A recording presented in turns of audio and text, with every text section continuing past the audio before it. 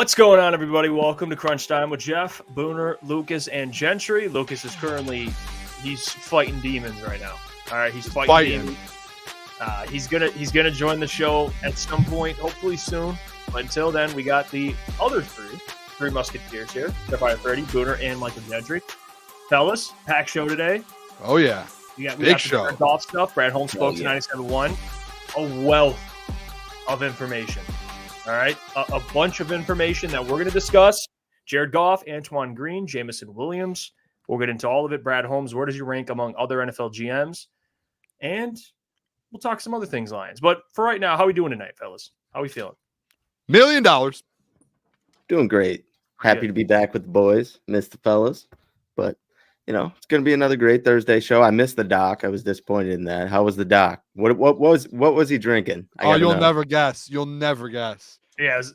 You'll never guess. It's a tough one. He's drinking some Fireball. He had some Fireball. Wow. Yeah, it was a shocker. Shout out to Doc. I said he got it for free. So okay. Yeah, it's I can't wait for today's show, boys. The Jared Goff. I know you guys. I've been really big on this.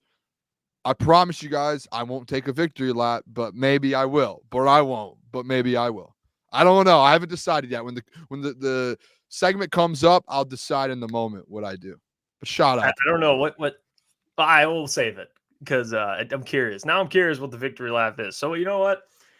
For those who haven't checked out our video, I posted something earlier reacting to the news initially, and I shared my thoughts on it. We put up a reel on all our social media pages, which if you're following, you probably saw that as well. And I saw a comment. It made me laugh because I couldn't. Someone commented, it was like, terrible take, Jared Goff should be signed. But if you checked out the video, I discussed why it made sense to sign Jared. I think he should be. We'll get into that. So please go check out the video that is currently on our YouTube channel. And also before we start, I do want to give a big shout out to Will from Rocked On Lions. Oh, yeah. Who had me on this morning. He does great. And he's crushing it. And I appreciate him and Eric. Yeah. They had me on the show. It was a lot of fun. Talked about some Lions, some really the rookies this year, what to expect. So we're going to have Will on this show very, very soon because he knows ball. Does a good job. Yeah, he does a really good job. Definitely knows ball. He's good at what he does. But we might as well, fellas. I don't want to wait too much longer. I mean, before we really get into the discussion about Jared Goff, I saw this, and Jeremy Reisman put it out, and it just kind of showcases the offense according to PFF, and it kind of shows like in graphic form what the offense looks like currently, but in like PFF grades. So you get to see that it also includes, the new player they signed, Kevin Zeitler. So check out this. This is kind of, again, whether you like PFF or not, this is just a basic rating of the entire offense here. But when you look at it, you see the offensive line. All right. And this Jeremy Reisman put this out. But Decker, Glasgow, Ragnow, Zeitler, and Kevin Zeitler and Penei Sewell. Yes. And you got Sam Laporta, Khalif Raymond, who they have out here, by the way, at this point. I would assume it would be DPJ, but regardless. Yeah. Goff, Gibbs, St. Brown, and Jameson Williams, who, didn't have the last year is tough. He's 77th out of 128. It's probably not. He's not going to be that this year. I would hope not. But look at the rankings of some of these guys. I mean, Goff's top 10, the entire offensive line. The lowest is Zeitler, top 15. But that is, I think he's one of the best guards. So it is kind of the wild. Best center. What is Gibbs? 19th there. Laporta 6th. I mean, look at all the green though. The green and the blue. Yeah, but that's how PFF works. If it doesn't fit our narrative, we don't like it. So it doesn't fit our narrative. That fits our narrative though. Of the whole team there. Well, Sam Laporta 6th and Gibbs 19th. Doesn't? Yeah, that's fair. Still all green and blue there. I like to see that. Yeah, It is great. And it also factors in what we're going to talk about before we get to the Jared Goff stuff and the contract extension and kind of what that entails. Did you see I think this was either Chris Sims. I want to make sure I got this correctly. Mike Florio. Pro Football Network, I believe. Yes, Pro Football Network. It was actually Chris Sims and Mike Florio. And they both gave their best backfields, 3 best backfields heading into next season. So by the way, how would that do the math? Chris Sims, Mike Florio both gave their top 3. That's 6 backfields. I think they drafted like you couldn't. They went back and forth drafting, I believe. Okay, so would you assume that the Lions are on here, right? Like that's what you would assume. You just would have to. They should be, but the way you're making it sound, they're not going to be. You would think there would be like probably a top 3 pick if you're doing a draft with running back duos around the NFL. You would think they'd be one of the best, if not the best, in the entire NFL. If you ask me the best backfield, I would immediately say Lions. I think there's other ones that are really good, but the Lions to me have the best backfield. Well, Pro Football Talk, these are their selections. Chris Sims, Mike Florio. Look at Chris Sims. So Sims had the Dolphins backfield, the Packers backfield, the Rams backfield. Mike Florio had the 49ers backfield, the Bears backfield, and the Eagles backfield. So embarrassing, dude. Which, like, what are we doing? What in what world is DeAndre Swift, Roshan Johnson, and Khalil Herbert a better backfield? Even Jacobs, Dillon, and Lloyd. I mean, AJ Dillon was irrelevant last season, and they barely wanted to bring him back. Like, I mean, Mostert and A-Chain, the way the production they've had, I guess you could put them up there, and obviously McCaffrey and Barkley, but those are just one guy. It's not a whole backfield like the Lions. And I do like Kyren Williams and Corum, but that's still kind of remained to be seen how those two work together. But the Bears, ooh. Is that who is that? Is the who's the third running back for the Packers there? Lloyd. Why am I drawing a blank? If I don't even know who he is. This year. Dude, all right. So let me just real quick. Can I throw some stats out to you guys here I'm just gonna do the NFC North teams. All right, is that fair? The NFC North teams. The Green Bay Packers, take the rookie out. Let's just talk about the 2 backs that they have there, Jacobs and Dillon. They combined for 1,900 yards. And let me double check the touchdowns. 8 total touchdowns. 1,900 yards and 8 total touchdowns. Jahmyr Gibbs and David Montgomery, guess how many yards they combined for? 2,393 and 24 total touchdowns during the regular season. Not even counting the playoffs. They 5 times the amount of touchdowns that the Packers running back room had last year, and they had 400 or 500 more total yards. Now, if you want to go down to the other NFC North team, fellas, the Bears, just like David Montgomery and Jahmyr Gibbs combined for 2,400 yards, the Bears, they have 3 running backs on that list right there. All 3 of those running backs combined for the same amount of yards as David Montgomery and Jahmyr Gibbs, and they only had 11 touchdowns, all 3 of them combined last season, when Jahmyr Gibbs and David Montgomery had 24 touchdowns combined with the same amount of total yards. They both had 2,400. Guess what? The Detroit Lions had 2 guys combined for 2,400. Those guys have 3 in their running back room. I mean, these people shouldn't be able to talk football if they're going to throw out lists like that without adding the actual correct people in these lists. The fact that Jahmyr Gibbs and David Montgomery together, we didn't even add Craig Reynolds in. I'm sure I had 200 yards or something like that. Didn't even add Craig Reynolds in. I just added them to two running backs. I think it's embarrassing that they have that. The Detroit Lions, they are the best running back duo in the NFL. I'll stand on it. But to not even have them on a list of the top 6 is embarrassing. They shouldn't be able to allow to talk football. I don't care if you own Pro Football Talk or whatever it is. Shouldn't be able to talk football. To go through this list, like Mostert, A-Chain, however you say his name, and they're both great backs. And Jalen Wright's a really good back. So that backfield, I'm not as mad about if you want to have him on a list with the Lions. Jacobs and Dillon, no. Kyren Williams, Blake Corum, I don't hate it. I don't hate it. Although Corum has not played a snap, I wouldn't go that far to say they're even in that Boston Scott yet. But on paper, whoa, yeah, I'm just going 2 because the third one's irrelevant to me. It should be so. Even take off Jalen Wright. I think Mostert and Achane should be on that list. Kenneth Gainwell, McCaffrey, and Elijah Mitchell. I don't hate because Elijah's not a bad back. When he actually played and got a ton of touches. DeAndre Swift and Roschon Johnson should not be on this list. There's no way in hell. Barkley and Gainwell. Barkley by himself probably puts this list together. I don't know. Gainwell's he's all right. He's not bad. He would be a third running back on our team, and he's their second. It's the only other teams that the top 3 in the NFL is just the Dolphins, 49ers, and Lions. That's it.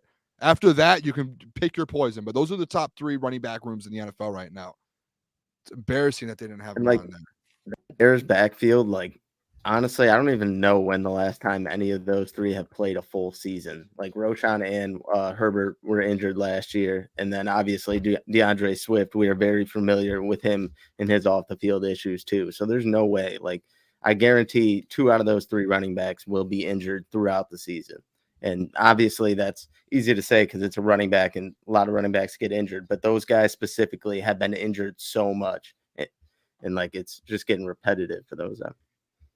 Yeah, Dave Montgomery, he's 1,000-yard back. Jahmyr Gibbs almost at 1,000, 2,000-yard backs. That to me, I don't see any other backfield that has that. I just don't.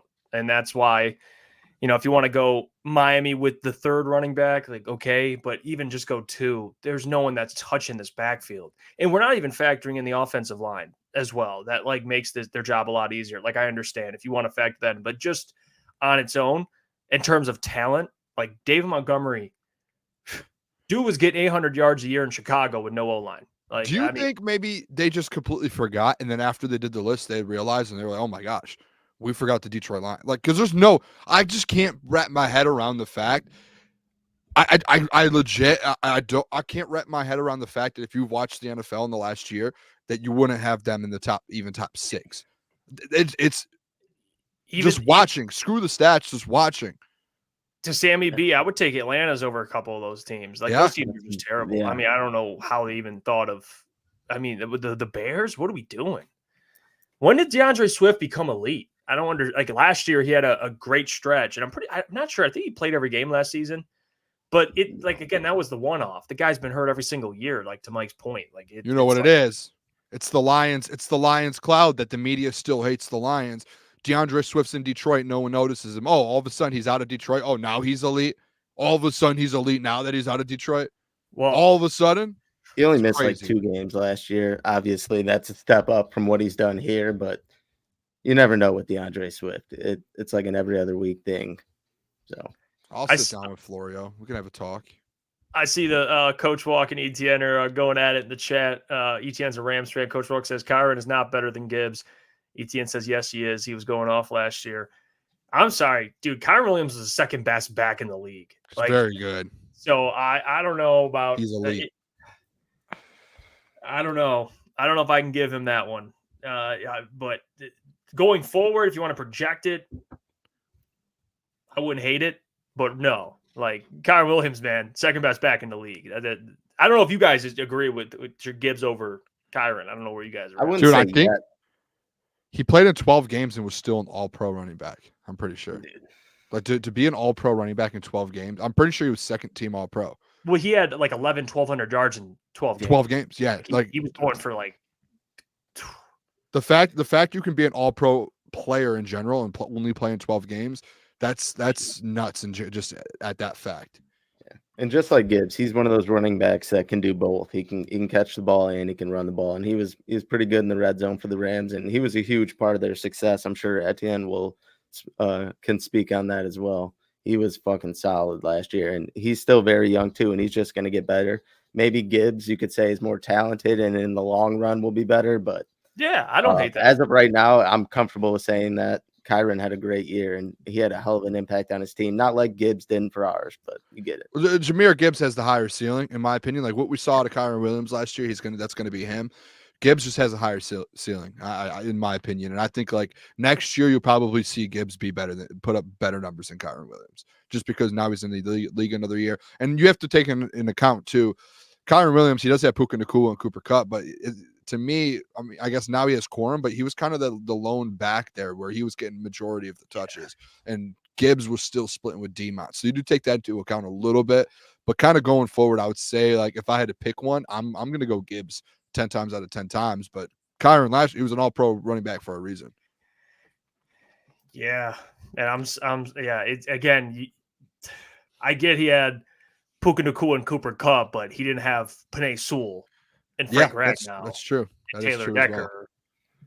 as well. You know, he did have Sean McVay. And They had it Ben Johnson. really doesn't matter if Gibbs' numbers. So aren't it's all better like, than you know what I mean? That's why I hate that. Immediately people are like, oh, he's a Gibbs hater. It's like, can we just be at least a little, try to be a little projection? I don't even hate. If you say he has a higher ceiling, okay. Like I don't hate that take. Yeah. But to say like, oh yeah, he's better than Kyren, I'm sorry. It's just wrong. Like dude was averaging 100 games a year last year. Like that's 100 yards. Yeah. Yeah. So, but as a backfield, the Lions are better collectively than the Rams. I think David and Jameer, that 1-2 punch, is better than personally than Kyren and Blake Corum. I'm a Michigan guy, Corum. I'll tell you what it is. We have a better running back room than the Los Angeles. Because Demont, man, he's good too. He's Demont's good too. great, man. People they disrespect that man. Obviously, we want to get Gibbs out there and get him some snaps, but Demont was a dog all of last year and came up huge so many times and was fantastic in the red zone. Without Demont, you wouldn't have seen a lot of the success that Jameer had too. Like, not saying that Jameer can't cook on his own, but they played so well off of each other, and we need Demont around. He's that bruiser back. Every team needs a guy like that, and he's a steal for what we got him at, and I'll stand by that. Yeah, I mean, even Lucas chiming in on that note, James Cook over Jameer. Actually, no, James Cook had Kyren Williams' yards in 17 games.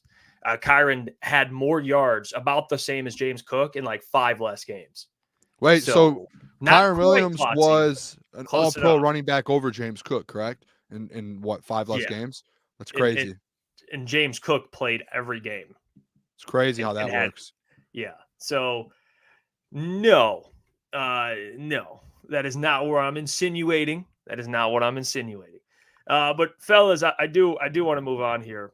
Although we cleared that up, Mike Florio and Chris Sims, please watch Lions tape from this year. Just go watch Jameer Gibbs. Go watch David Montgomery. Please. They are collectively thunder and lightning. The definition, like open up a dictionary, thunder and lightning. If that's a term, if that's an actual term, we'll find it. Picture of Jameer, picture of David. There it is. They're perfect for each other. They complement each other, and I don't think there's a better collective backfield, in my opinion. But some would argue there's not a better quarterback in the NFC North than Jared Goff. And you saw Brad Holmes, or at least you heard Brad Holmes. He talked to 97.1 today. And I'll read some quotes. From what Brad Holmes said in the interview, and I want to get your guys' thoughts on it. And maybe I'll just kind of do what I did today in the video, because I'll highlight it and you guys can actually see the quotes, because it's on Pride of Detroit. Again, shout out to Jeremy Reisman. He cooked up the article. So let's oh god, Adam's asking me to put Jameer's and Kyren game log side by side. No, we're climbing down this hole. We're climbing down this hole. Should we do it, fellas? What? Who's he arguing with? Yeah, I don't know. I don't know. If it's Lucas, we can do it. I think it might be. All right. Fuck it. Do it. All right. Let's see it. I think what's happening right now is Klotz is just saying, Adam, watch the film. Skill-wise, Gibbs is better. And Adam's saying, well, look at the game logs. Kyren Williams is better. I think that's what's happening. All right. For you guys. Well, let's check this out. Let me get up the game logs. Yeah, he did. He played 11 or he started in 11, played in 12 games. So I don't know what happened in the 12 games. But let's pull this up. We'll get the game logs here. I was so excited to talk Jared Goff too. We're gonna spend a lot of time on it. My blood was full on. I was getting ready to go. You got me going real quick. Let's see here. I was gonna use Pro Football Reference, but I'll probably use ESPN. It's better visually, I guess, for like an audience looking at it. All right, let's see this. All right, game log. All right, yeah, ESPN looks a lot better in terms of doing this. Mm-hmm. Let's see. All right, this is Kyren Williams. This is what he did last year. Here's his game log from the start of the season. Yeah. Didn't really catch the ball at the backfield. That's what you can give to Gibbs if you want. Ground game. In terms of what all the carries. As a pure runner. Yeah, I mean, this was 5 yards a carry. Yeah, this is what he did last year. So 12 games, 11 games starting, 12 games played. And you see the 100-yard games immediately. 100, actually not even just 100 plus. Yeah, I mean, 150, 140, 150. I mean, against Arizona, he had 200 all-purpose yards. Like Jesus. Yeah, Two so receiving again, the usage is something you point to, Boone, and that's honestly fair. I think it's impressive for Kyron to have 27 carries, but average almost 6 yards a carry. 5.6. Yeah, 5.6. 228 carries with 5 yards per carry. I don't know. I can't remember what Gibbs is at yards per carry in rushes. Let's pull up Jameer. Let's pull up his game log, and we can check his out. Because it's one of those things, though. I know you've had this conversation, like with Gibbs, when I bring up his average, and you say, oh, well, he, if he gets more carries, that goes down. I don't essentially think that, to be honest. I think he still does what he does because he has so many big plays that he breaks out. So I think what he has is pretty accurate, in my opinion, at least. I feel like it's a pretty accurate of what you would see if you gave him more carries. Well, here's Jameer Gibbs, and you see the games there. Can you scroll down just a little bit? I'm sorry. I just want to see how many totals. All right. Ooh.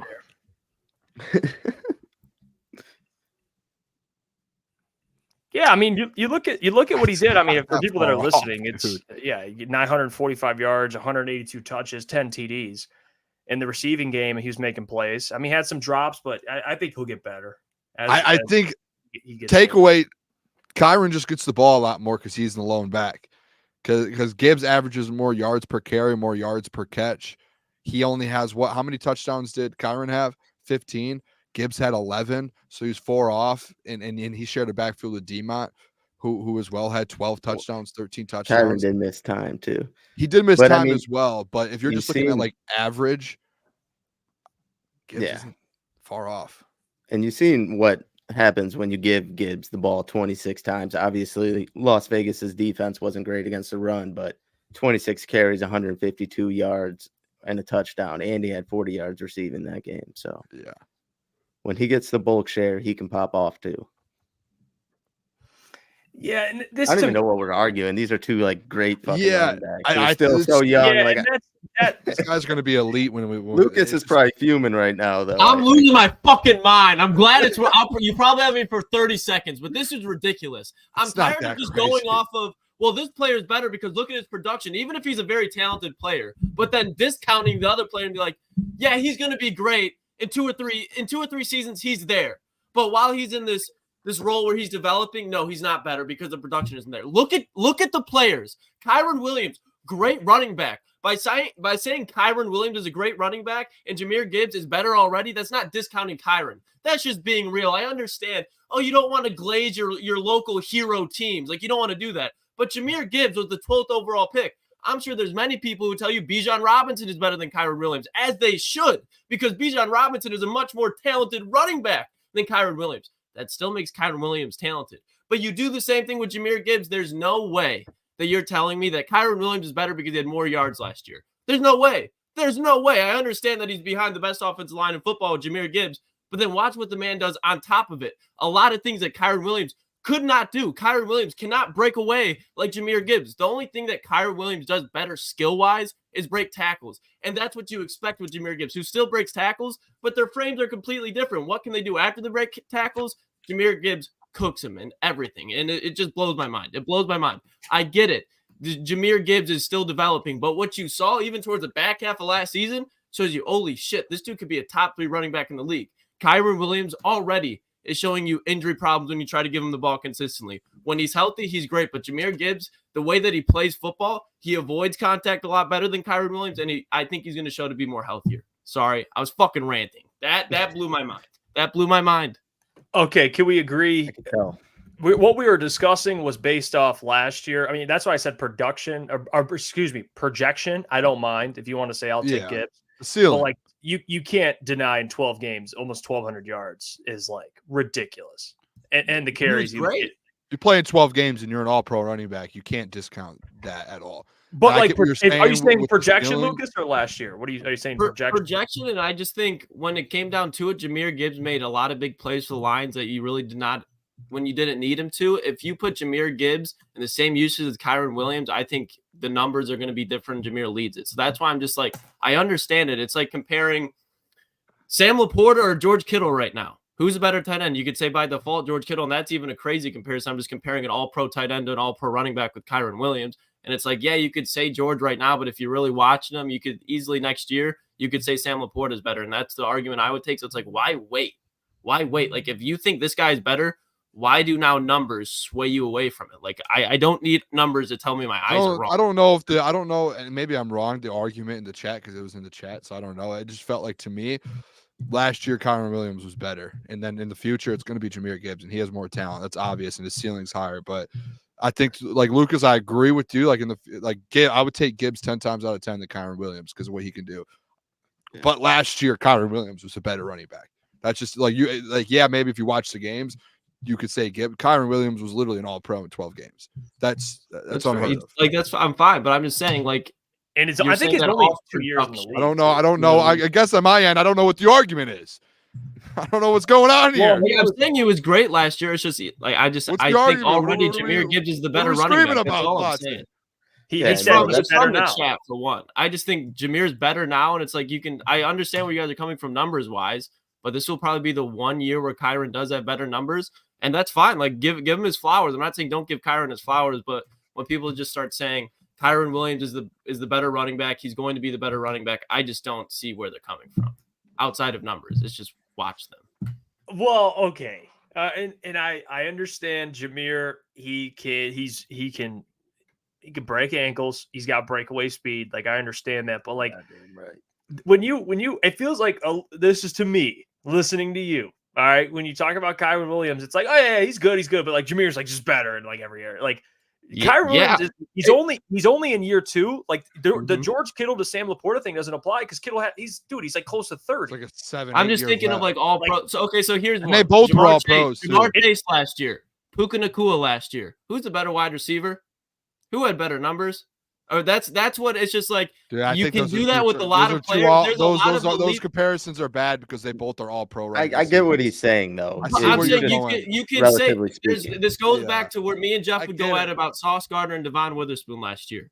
Devon might have had the better year production wise, but that doesn't make him the better overall player. Like, I can see a player in year 1 and I can see a player in year 2 and watch him on film and be like, yeah, that guy's a little bit better. You can just tell by watching them. They're playing at different speeds. They play at different levels. Saying Jameer Gibbs is better now is not saying Kyren Williams is not good. Right now I would instantly take Jameer Gibbs. Going into last year, I would instantly take Jameer Gibbs, and because I didn't know who Kyren Williams was. I had a chance to see who Kyren Williams was. He was fucking phenomenal. He's an all-pro running back. I'm still taking Jameer Gibbs. The skill sets are just different. I'm taking Gibbs as well, but I mean, I'm starting to get Explain that to me. The skill sets are different. Explain that, because they both can catch the ball. Because there's a lot of guys who can put up numbers. And I'm not saying that is. I'm using there's a broad range. There's guys who for seasons put up really good numbers because they're good players, but they can't do it consistently. I think that is Kyren Williams. I don't think he's going to be consistently putting up insane numbers. Jameer Gibbs, I think, will be. I think if you look at speed, what? Okay, so we could break intangible wise. Who's faster? Jameer Gibbs. Who has better vision? Jameer Gibbs. Who's better in the open field? Jameer Gibbs. Who's better breaking tackles? Kyren Williams. Who's better probably keeping their balance? Right now, Kyren Williams. But once Jameer Gibbs does that, which I expect him to do, he will be better. I think if you were to look at the players and overall just grade them on a tree, on a chart, Jameer Gibbs is killing Kyren Williams in so many levels, in my opinion. Okay. And that's why Jameer Gibbs was drafted 12th. Kyren Williams was drafted like the 4th round. I feel like we're arguing just like apples to apples here, boys. No, I get what we're saying. I just feel like this argument's going nowhere because to me, I'm with Lucas. I think Jameer Gibbs is a top 5 already in the league with his skill set and what he is. Yeah. But it's just like Kyren Williams top 10. He's like 6'7" as well. He just was an all-pro in 12 games. So I get like Lucas is right to where if you're taking someone right now today, Gibbs has the higher ceiling. Everything all around game is better. Yes, Kyren Williams had a great season, but whatever. But like, okay, we're arguing 5th and 6th in running back rankings right now. Right. There's it's like we're arguing like the closest then of arguments that we could. It's not 5th and 6th. I mean, unless it's essentially like it's basically the number 2 running back last year. against Jahmyr Gibbs, who Jeff, really Gibbs has his ceiling's way higher, and he's gonna like keep getting but, better. But like, and you have to take into account, Jeff. You have to take into account. David Montgomery was on the team, and he shared snaps with him. Like all of that. If you put Gibbs in a situation, Kyren got like. Dude, Kyren had, what was he getting? 20 plus yards or 20 plus carries a game, and he's still averaging 5 and some change yards per carry. If you give Gibbs the ball 25 times, I'm sure he's going to go out there and get a lot of yards. But now we're talking about what ifs. I'm talking about a guy who did it. And guess what? Again, Kyren's in year 2, so he's been in the league. What's his name doesn't split a backfield. That's why it's what if. We still have 2 solidified running backs. And I mean, you've seen what Gibbs, like I said, the Raiders game, when he gets that bulk load of carries, he can pop off like that too. He doesn't have, or Kyren Williams doesn't have a David Montgomery in his backfield. And if you really want to break it down, I'm sure you guys already did, but schematically, the safeties are going to be farther back when you have Jared Goff compared to Matthew Stafford. Cooper Kupp's a Triple Crown winner. We all love Amon-Ra St. Brown, but he's still respected more if you're a DB than Amon-Ra. And then Puka Nacua was doing his thing on the outside. On the outside, which is then going to spread the box even more compared to Sam Laporta, who you're going to put a safety or linebacker in the box, which then helps who? The defensive linebacker, the defensive end. These are just things that, like, when you ask why, I'm telling you why. Like, Jahmyr Gibbs is also running with the best offensive line in the heavier boxes consistently, and you cannot deny that. That's just based on the schematics of the defense and how you plan for the LA Rams. Okay, I don't. If we're getting into details like that, the Lions had the number 1 offensive line in the NFL at the end of the day. So Kyren Williams is behind. This is just such a Klotz. I'm on your side here, but we're just. I'm reading in the chat. I'm reading in the chat. There's so many different.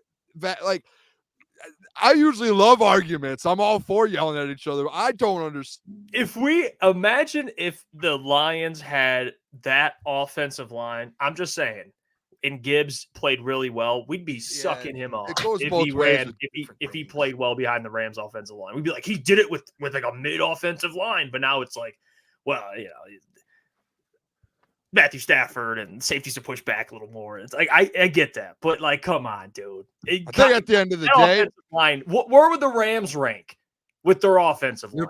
Probably middle of the pack. They're probably middle of the pack offensive line. So we're talking like a 14 minimum spot difference, like in terms of ranking. Yeah, that's great. But when you talk about bringing an extra, that response, I didn't like that. This is when, like, why I was like, when Adam was just like, well, that's just not true. When you talk about bringing what are the Rams, a pass first team or a run first team? They're a pass first team. Yeah. So the focus is going for the secondary. You're game planning to stop the pass versus the Lions. What are you doing? You're game planning to stop the run. And that's just facts. If you want to say it's not true, go ahead. Offensive line still, Sean McVay, they're all, I mean, even for Ben Johnson specifically, I know his running scheme is like, I watched this guy break it down. He said it's one of the most impressive things he's ever seen. How him and Dan Campbell run the football. Like, I don't think Sean McVay, they are a pass first, but not really. I mean, they want to run the football. When Kyren Williams took off, he was getting 20 plus carries a game. They went into the season with Darrell Henderson, Cam Akers as the running back. If they were a run first team, they would have planned better than that. Yeah, and I was about to say, teams probably game plan for that pass because they have not been great at running back in years. So it's got to be all new to them when they had a weapon like Kyren Williams with that already crazy pass offense that they had. So I do agree with that in a sense. Okay, and by the way, this is just my, like, if people want, I see Steve, he says, come on, defenses, we're going to stop Stafford. And I do understand that Stafford as a passer, very, very good. And you see, but Goff, guys, we got to keep the energy though. All right. Are we switching? Can I just say one thing? Okay, yeah, go ahead. Because I want to move on with the golf stuff. And I see Adam chiming in with stack boxes. I'm ready for the golf stuff. My blood's flowing already. I'm ready to start. Yeah, I want to get to that. I do.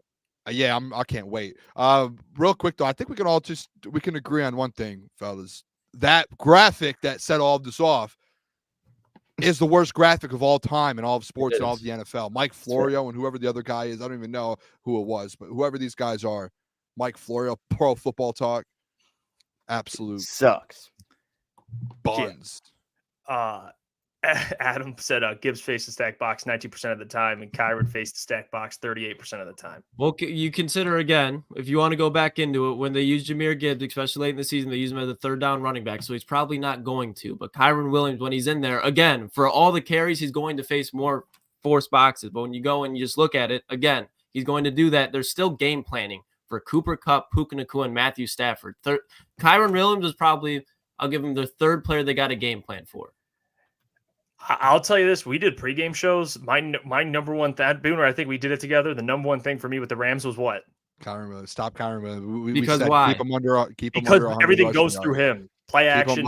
Every time they won games, he was getting over 100 rushing yards. That was like a fact at that point. I remember it. It was like there was something. It was like there was like a number that he hit. I think it might have been like 86 or something. They had like a crazy record. But yeah, it was like every time. And they stopped. They did because you knew the Lions secondary is going to get cooked. We'll move on. Let's move on because I think it's just Jared so close. Goff. Yeah, I don't know. It's such a close. I don't know.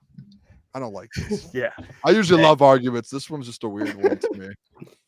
All right, let's move on to the Jared Goff stuff. Jerry Reisman put out on Pride of Detroit, kind of recapping the interview that Jim Costa, I believe, him and John Jansen, they talked to Brad Holmes this morning. In Brad's comments, I'll read some of it to you and I'll put it on the screen here, and we'll go through it as a team and kind of break down some of these comments because, there are some interesting things here that I think that Jeremy put and Brad Holmes said. So the first quote we have is answering the, what's going on with Jared in the extension. He says, Brad Holmes, he's earned an extension. It's important. It's a high priority for us. Both sides are working really, really hard.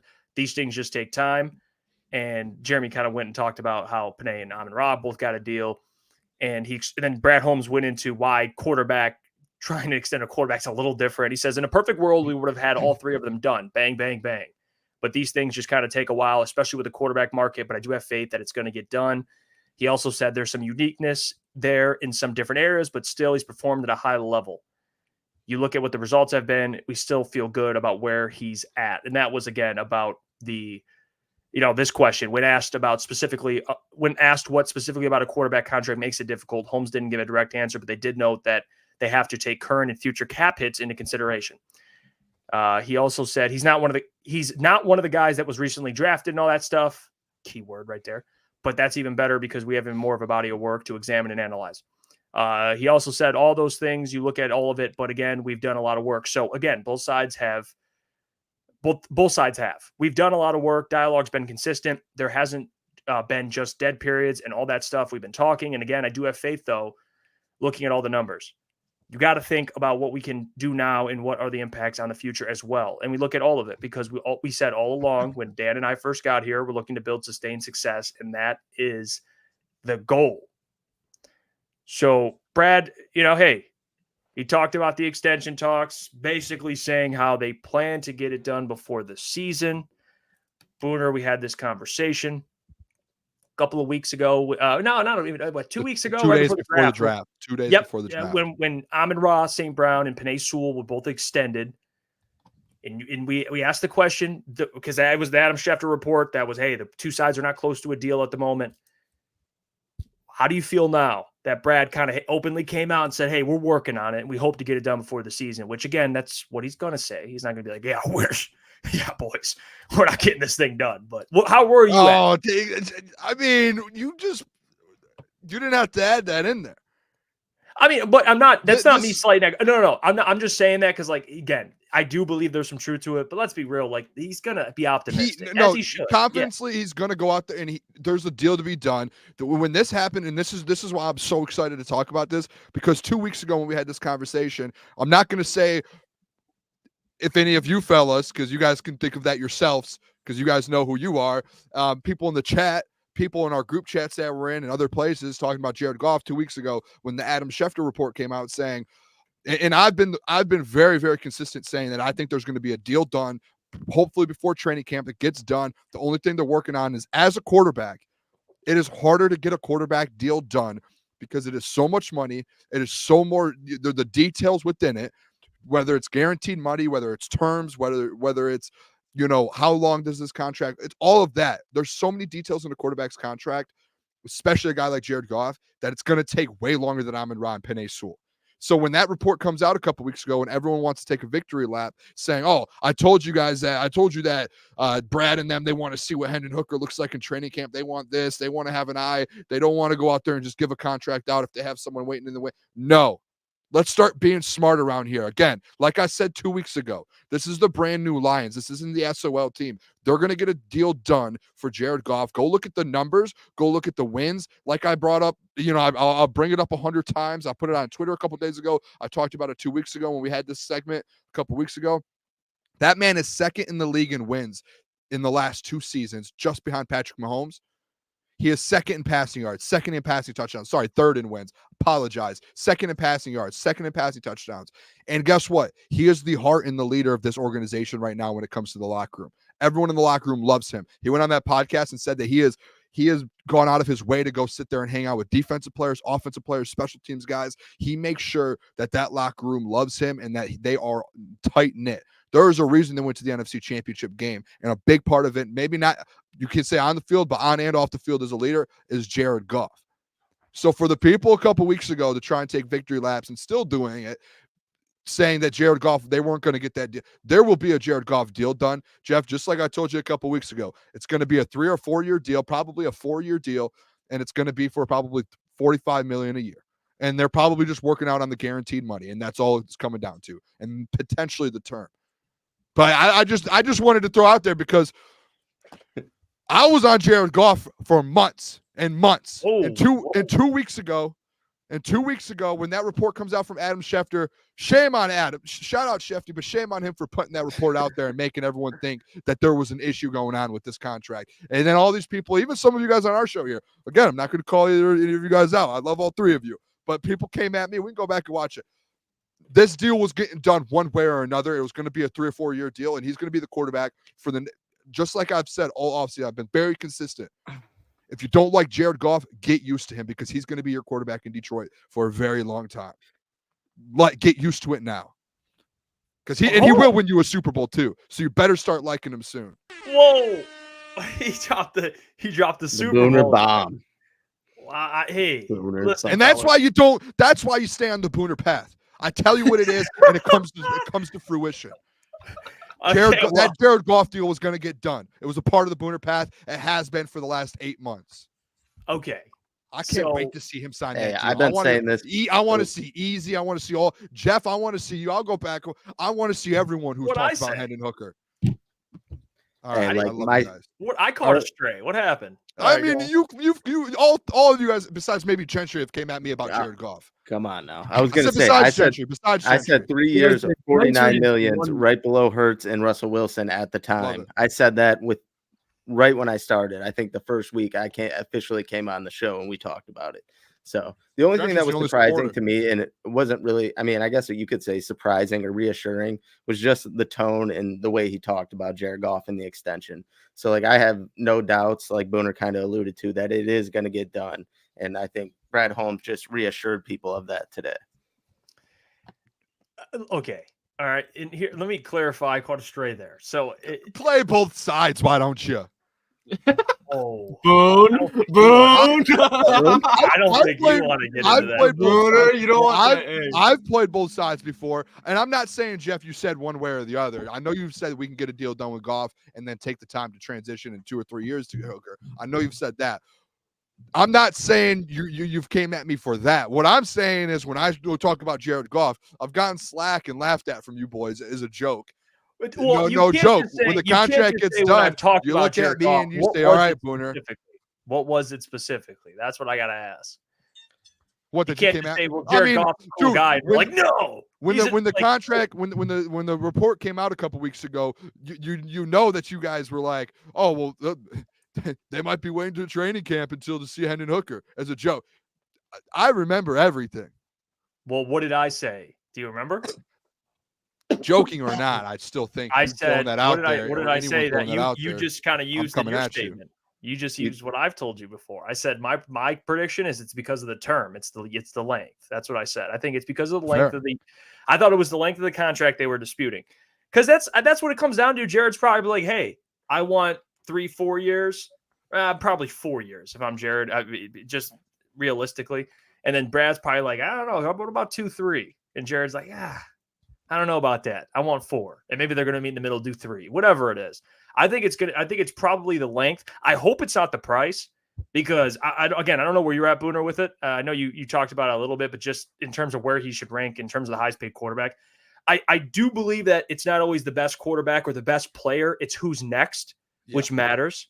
Like Tua Tagovailoa is going to command top quarterback money, even though he's nowhere near the best quarterback in the NFL. We know that. But he's also younger, so you're kind of projecting in a way. I understand that. Jared Goff's been in the NFL for a while. He was already, I believe, the highest paid with the Rams. So he's in a better position to take a discount. And I'm not saying a significant discount, but I would probably, like Mike said, stay in the range of $45 to $50 million. I think that makes sense. You sign him to a lot of money, though. I don't think he goes over 50 million. I can't see him doing it. I don't think that's the issue. I think it's the terms and the guaranteed money.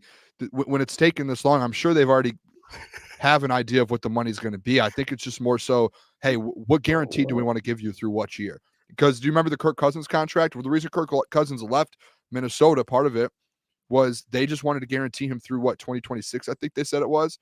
And he said, well, I want through 2027 or 2028. Like I want to have more stability here, knowing that I'm a starter in the NFL. And that was one of the reasons he left to the Falcons, was because I think they gave him guaranteed through 2027, I believe, or 2020, end of 2026. So that's just, to me, that's all I think I would think the holdup is. I'm sure they already know where he is in the market and what his price is going to be. I'm sure it just is coming down to, we want this guaranteed, and we want it through this year. And that's honestly, that's probably all it is. Listening to Brad this morning, Brad seemed pretty confident. And at the very end, and I put the tweet out too. And at the very end of the interview, I don't think it was in that article, but here, let me see if I can pull it up, because what he said at the end of the interview just made me think, hey, this is getting done. He said, I do have faith that this is going to get done. So the deal's going to get done. It's just a matter of what's the details. And Jeff, I want you to know, I wasn't saying that you were going at you. I know your thoughts on the terms and when's that cutoff end, because you're gonna have to sign. I know that. I'm just more so over here saying the people who jokingly come at me for supporting Jared Goff. Yeah, you were getting flack. You guys as a joke came at me because of the Jared Goff stuff. That's all it is. And there are people sorry, I had a cough. That when they see a thing come out like that with Adam Schefter, that instantly, gets put in a group chat being like, I tried to tell you guys, they're going to be looking at Hendon Hooker. Not the case. Jared Goff he just took you to an NFC Championship game. Amon-Ra St. Brown's gone on a whole media tour the last month chanting Jared Goff, going on 3 or 4 different podcasts saying he wants Jared Goff and that he deserves all the money and that's his guy. You're not moving on from Jared Goff. If you don't like it and you want Hendon Hooker, go watch Tennessee highlights for the next 2 years. So here's, and I want to give the floor to Lukas and Mike. I'll say, and this is the key part of what he said. All right, I'll read the part where it stood out to me the most. Okay, Brad Holmes said, and it was quoted here, and I thought this was the most interesting part. He said, you got to think about what we can do now and what are the impacts on the future as well. And we look at all of it because we said all along when Dan and I first got here, we're looking to build sustained success, and that's the goal.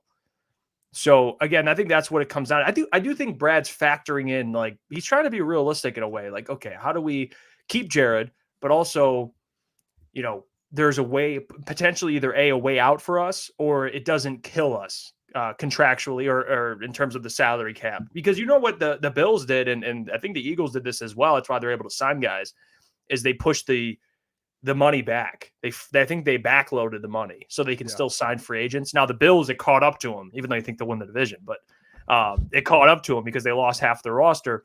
But the Eagles, they are still good right now, so they're signing players. I think, Brad's probably working that out as well. I just wanted to add that in, probably backloading or maybe front loading, whatever it is. So it's smart from Brad Holmes. I respect it. No, and I mean, I really don't have much to say other than what you guys said. I just think when Brad's approaching this, it's got to be the same type of business deal that you're looking at with anybody else. Obviously, it's more important because it's Jared Goff and it's your quarterback, but you can't lock into Jared Goff and just say, you know what, Jared, we got to the NFC Championship. A huge reason was because of you, so now we're going to pay you a huge part of the salary cap. Because that, in my opinion, I think that's when you're just getting a little irresponsible, and that's the last thing that Brad is with his money. I don't care really what they give him as far as up to $55 million. I think that would be like the max. I'd probably be a little nauseated reading that on my phone if it was $55 million, but I could get over it. Anything north of that, I think is crazy. Ideally, I'd want it to be like in between $49 and $52 million. And for 3 years, I think anything north of 3 years, that's the length is more so my concern than the money, in my opinion. Agreed. I'm sorry. I don't know where you're at, Mike. I kind of said it already. I touched on it. It's going to be 50 at max. That's it. Yeah. It's not going over 50. 3 years, 49 million. No chance. That's the limit too. I mean, if you want to make it 50, I mean, so be it. But 3 years, 49 million, that exact term. I don't want anything longer than 3 years. This is what's going to happen, and I hate to burst you guys' bubble. We can revisit this when the contract's done. It's going to be a 4-year deal for between $47 and $50 million. There's going to be a third year out, and it's going to be guaranteed money through like the next 2 years or something like that. We can write that down, and Jeff, if you want to take note of that, or someone wants to clip it, that's what the contract's going to be. It's going to be between the 54 or the 45 to 50 million, a 4-year extension, third year opt out. Or option, and it's only going to be guaranteed through, what year are we in right now? 2024. It's going to be guaranteed through 2026. Essentially, that's how I'm looking at this thing to get done. And if they want me to come in the room and I can sit down and talk to Jared about this, and we can just shake hands and move on, I'm good to do that. But that's what it's going to do. Like, they're probably going back and forth, and it's literally just going to end up being the deal that I just said.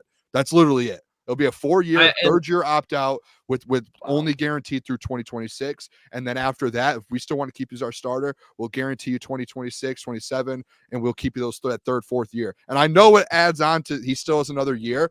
So essentially, it's the next 4 years with the fifth-year option. That's just like most quarterback deals are 4-year deals, extensions. That's what you see most of the time. That's why I think it's going to end up being the 4 years with the third-year option.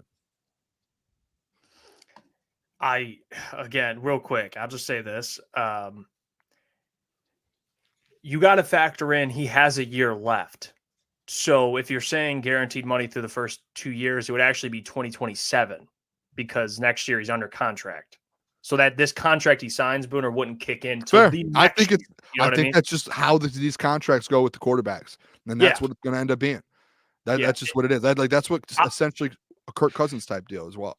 I'll say this, and I'm just gonna say it. Fuck it. All right. At this point, You did this 2 weeks ago.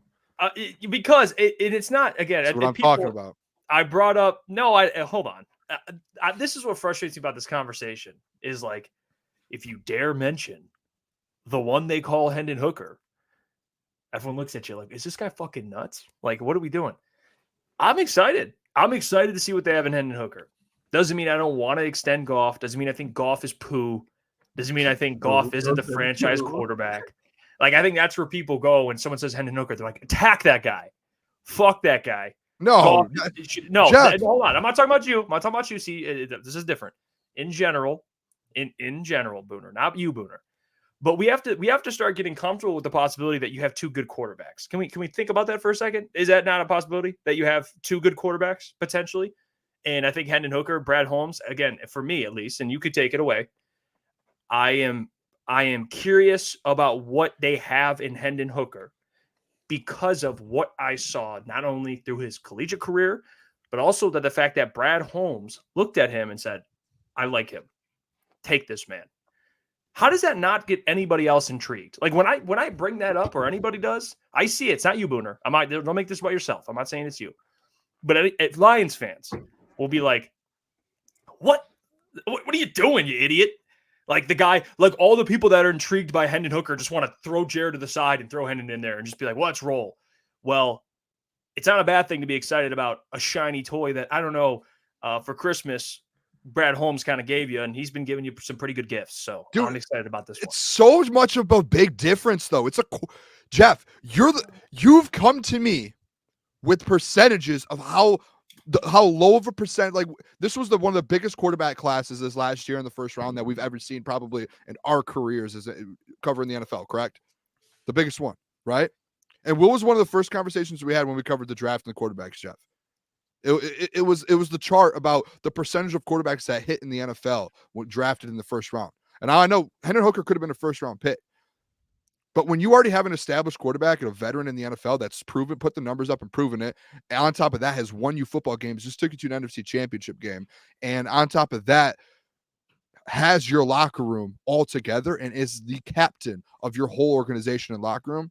Yeah, like I get that there's a shiny toy there. I get that. Like I completely get that. But just because Brad Holmes drafted him, and I'm a bigger fan of Brad Holmes than probably any of you. Exactly. Yeah. And I will sit here and say, just because you draft a quarterback and Brad Holmes draft him, if he drafts a quarterback in the 5th round, and are you going to be like, "Oh, Brad really hits in the 5th round. He got a quarterback. Why would we? Let's try." No, Jeff.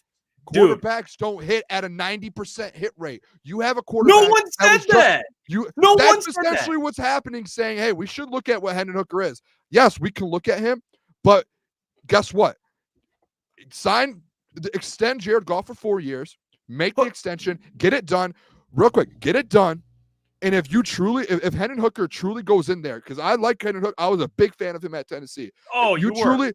I was. We did pregame shows, and I talked about Hendon Hooker winning the Heisman. So. Oh, it's interesting. No, I did. The thing is, if Hendon Hooker ends up working out to where you're like, oh, he's probably better than Jared Goff in a year or two, guess what? That's what this contract right now and the guaranteed money is happening in the conversations. So you can trade a Jared Goff to a team that needs him, and you move on to Hendon Hooker. But you can't just sit here. Let's just extend Jared for 2 years or a year or two, and just give him a small extension to when he wins you a Super Bowl, and then you want him to keep him here, and you're not moving on to Hendon Hooker, and now you have to sign an even bigger contract.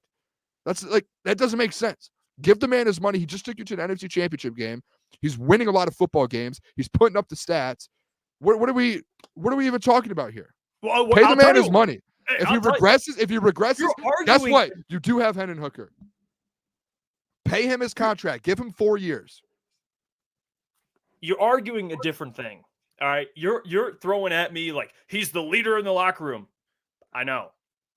You're throwing at me, he's the franchise quarterback. You don't need to see this toy. Okay. No one's saying. No, okay. You do. But no one's saying, oh, Goff, he's not starting this year. He's starting this year. He is starting this year. What I'm saying is it crazy to just be like, hey, we haven't seen Hendon Hooker practice? Can't wait for him this year, especially training camp, to see what he looks like? I'm not saying you don't want to see him, but you just going out there saying don't give Jared Goff 4 years or 3 or 4 years. Yeah, I don't want a long-term deal. It actually would be 5 years if you gave him 4 years. It'd be 5. Proven it. I think he's proven it. And if you get an out in a certain year, or you just don't give him much guaranteed money through a few years, and you have a chance to trade him and move on from like that, you can make that move. But just to be like, hey, let's not give him a couple. I don't know. It's interesting to me that we're basing everything off Hendon Hooker when we just have not seen him. I would love to see him, but basing off a Jared Goff contract off Hendon Hooker, to me, I don't know. It's I'm tough. gonna be honest with you. Quarterbacks, like even Adams brought into the points with the percentages of quarterbacks that hit, and I'm just not going to sit here and go, I'm going to give my starting quarterback who can win you a Super Bowl next year, I'm going to give him a short-term deal. Just in case we have a guy. How is a short-term deal? It'd be what? 3 years would be 4 years. Is that short-term? I'm confused. I think just give him 4 and move on. We're basically we're just going off. I said give him a 3-year deal. They'd probably meet in the middle, including next year. That's 4 years. I would be better. Listen. If it was all right, I'm in on that. Then I'm in on that. That's 4 years. If I said 2, it's really 3. You got to think next year's he's under contract. 3 years? That ain't no short-term deal. Like, you're talking like the guy's getting franchise tagged. All I'm saying is, hey, before we start, okay, for Goff at least, no one's discrediting what he did. I think people go crazy. That was my point earlier. It's like, how dare you? Goff's the franchise. Like, yeah, he is, and he's playing really well. But like, guys, how can you not? And by the way, I want to address your quarterback point. Oh, quarterbacks miss it. I guess you know what, we should not be excited about a lot of these draft picks because past the 3rd round, most are misses. So we'll just write everyone off. That's what we'll do. Again, you know what? You have Brad Holmes. You know what? Why don't we sit here and just make peace here? Let's make some peace. 3 years, yes, I'll take a 3-year deal. I will take that because then you have him for the 4 years. And then if you need to trade him, if Hendon Hooker again, and don't want people to get mixed up too, and me arguing for Jared Goff. Isn't that I don't think like I've watched. Oh my gosh! Go on. I'm not going to sit here and say I don't want to see what. No. Because I've said it before. It's not that I don't want to see ever what Hendon Hooker is. Because in 2 or 3 years, if you do move on from Goff, who's your backup? Because if Hendon Hooker isn't it, guess what you have to do, Jeff? What do you have to do? You have to keep drafting quarterback. What is my point? What is my point with the Patriots and the 49ers the last 10 years? They always draft quarterbacks. I've said that to you for 2 or 3 years now. You always have to have a backup plan. But right now, Jared Goff has proven that he is your franchise guy. He has proven it. So if anyone is here saying don't sign that contract, give him a year or two, no, that is your guy for the next couple of years, and you're going to win a Super Bowl with Jared Goff. End of story. There is no backup plan right now. Not the end of story. It is. Super Bowls don't just they don't get one in May. I mean, you still got to win one. So we'll get there. It'd be next year. You wait to see it. And here's the thing too. And I don't want to. Me and Booner are going at it here, and I want the boys to weigh in on this. Like, if you're seeing the points we're making here, okay?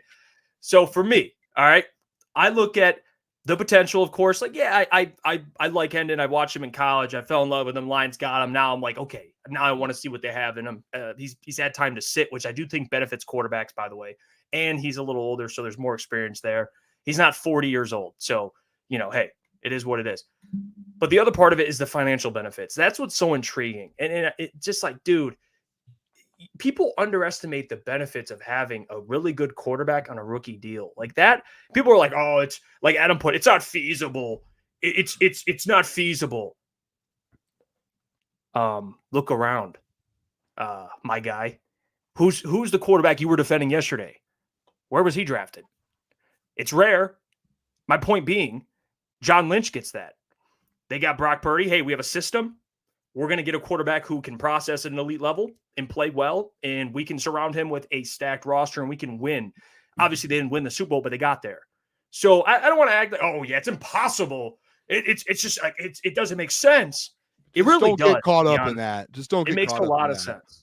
I'm caught up in winning football games. That's all I care about. Jared Goff, the last 2 years, he's third in the NFL when it comes to quarterbacks and wins. So I'm sticking with the guy who's proven that. He's top 2 in passing yards and passing touchdowns the last 2 seasons. I'm sticking with that. And he's the leader in the locker room. We could talk about this in 2 or 3 years if he starts to regress. That's where I'm at with it. And I would love to see what Hendon Hooker can do this training camp, to see what we have in the future. I would love to see that. All right. I want to move on here because Brad also said something else, and it's about a receiver. And we had this conversation about adding to the wide receiver room. And my thought process on it was, hey, I like who they have. I think they have enough. If you want to bring in someone to compete, cool. But if they go into the season with who they have, I'm confident. I'm not like, oh, wow, wide receiver's a weakness. No. You have enough. And I'm counting Sam Laporta in that because he is a tight end, but he's basically a receiver. Brad Holmes talked about Antoine Green. He did. Yes, I'm saying that. It is the truth. He talked about Antoine Green, and what he said was, and I'll read the quote, "We're really excited about Antoine Green. He has size. He has speed. He's another guy that kept getting better and better." So, hey, what do you think about that, Booner? What do you think about that? Antoine? Yeah. I'm in on it. Now you're in. No, I mean, listen, just like the last conversation when you try to say, oh, do you trust Brad with that? I do trust Brad wholeheartedly. If he thinks that this wide receiver room is good, he did also bring up JMO. He said JMO's been coming on very, very strong, and I have high hopes for him. And we like where he's at, and he's going to continue to get better. So even with Jameson Williams, Antoine Green, if they trust that, he likes DPJ. But you know what he also said, Jeff, and I don't want to leave this out.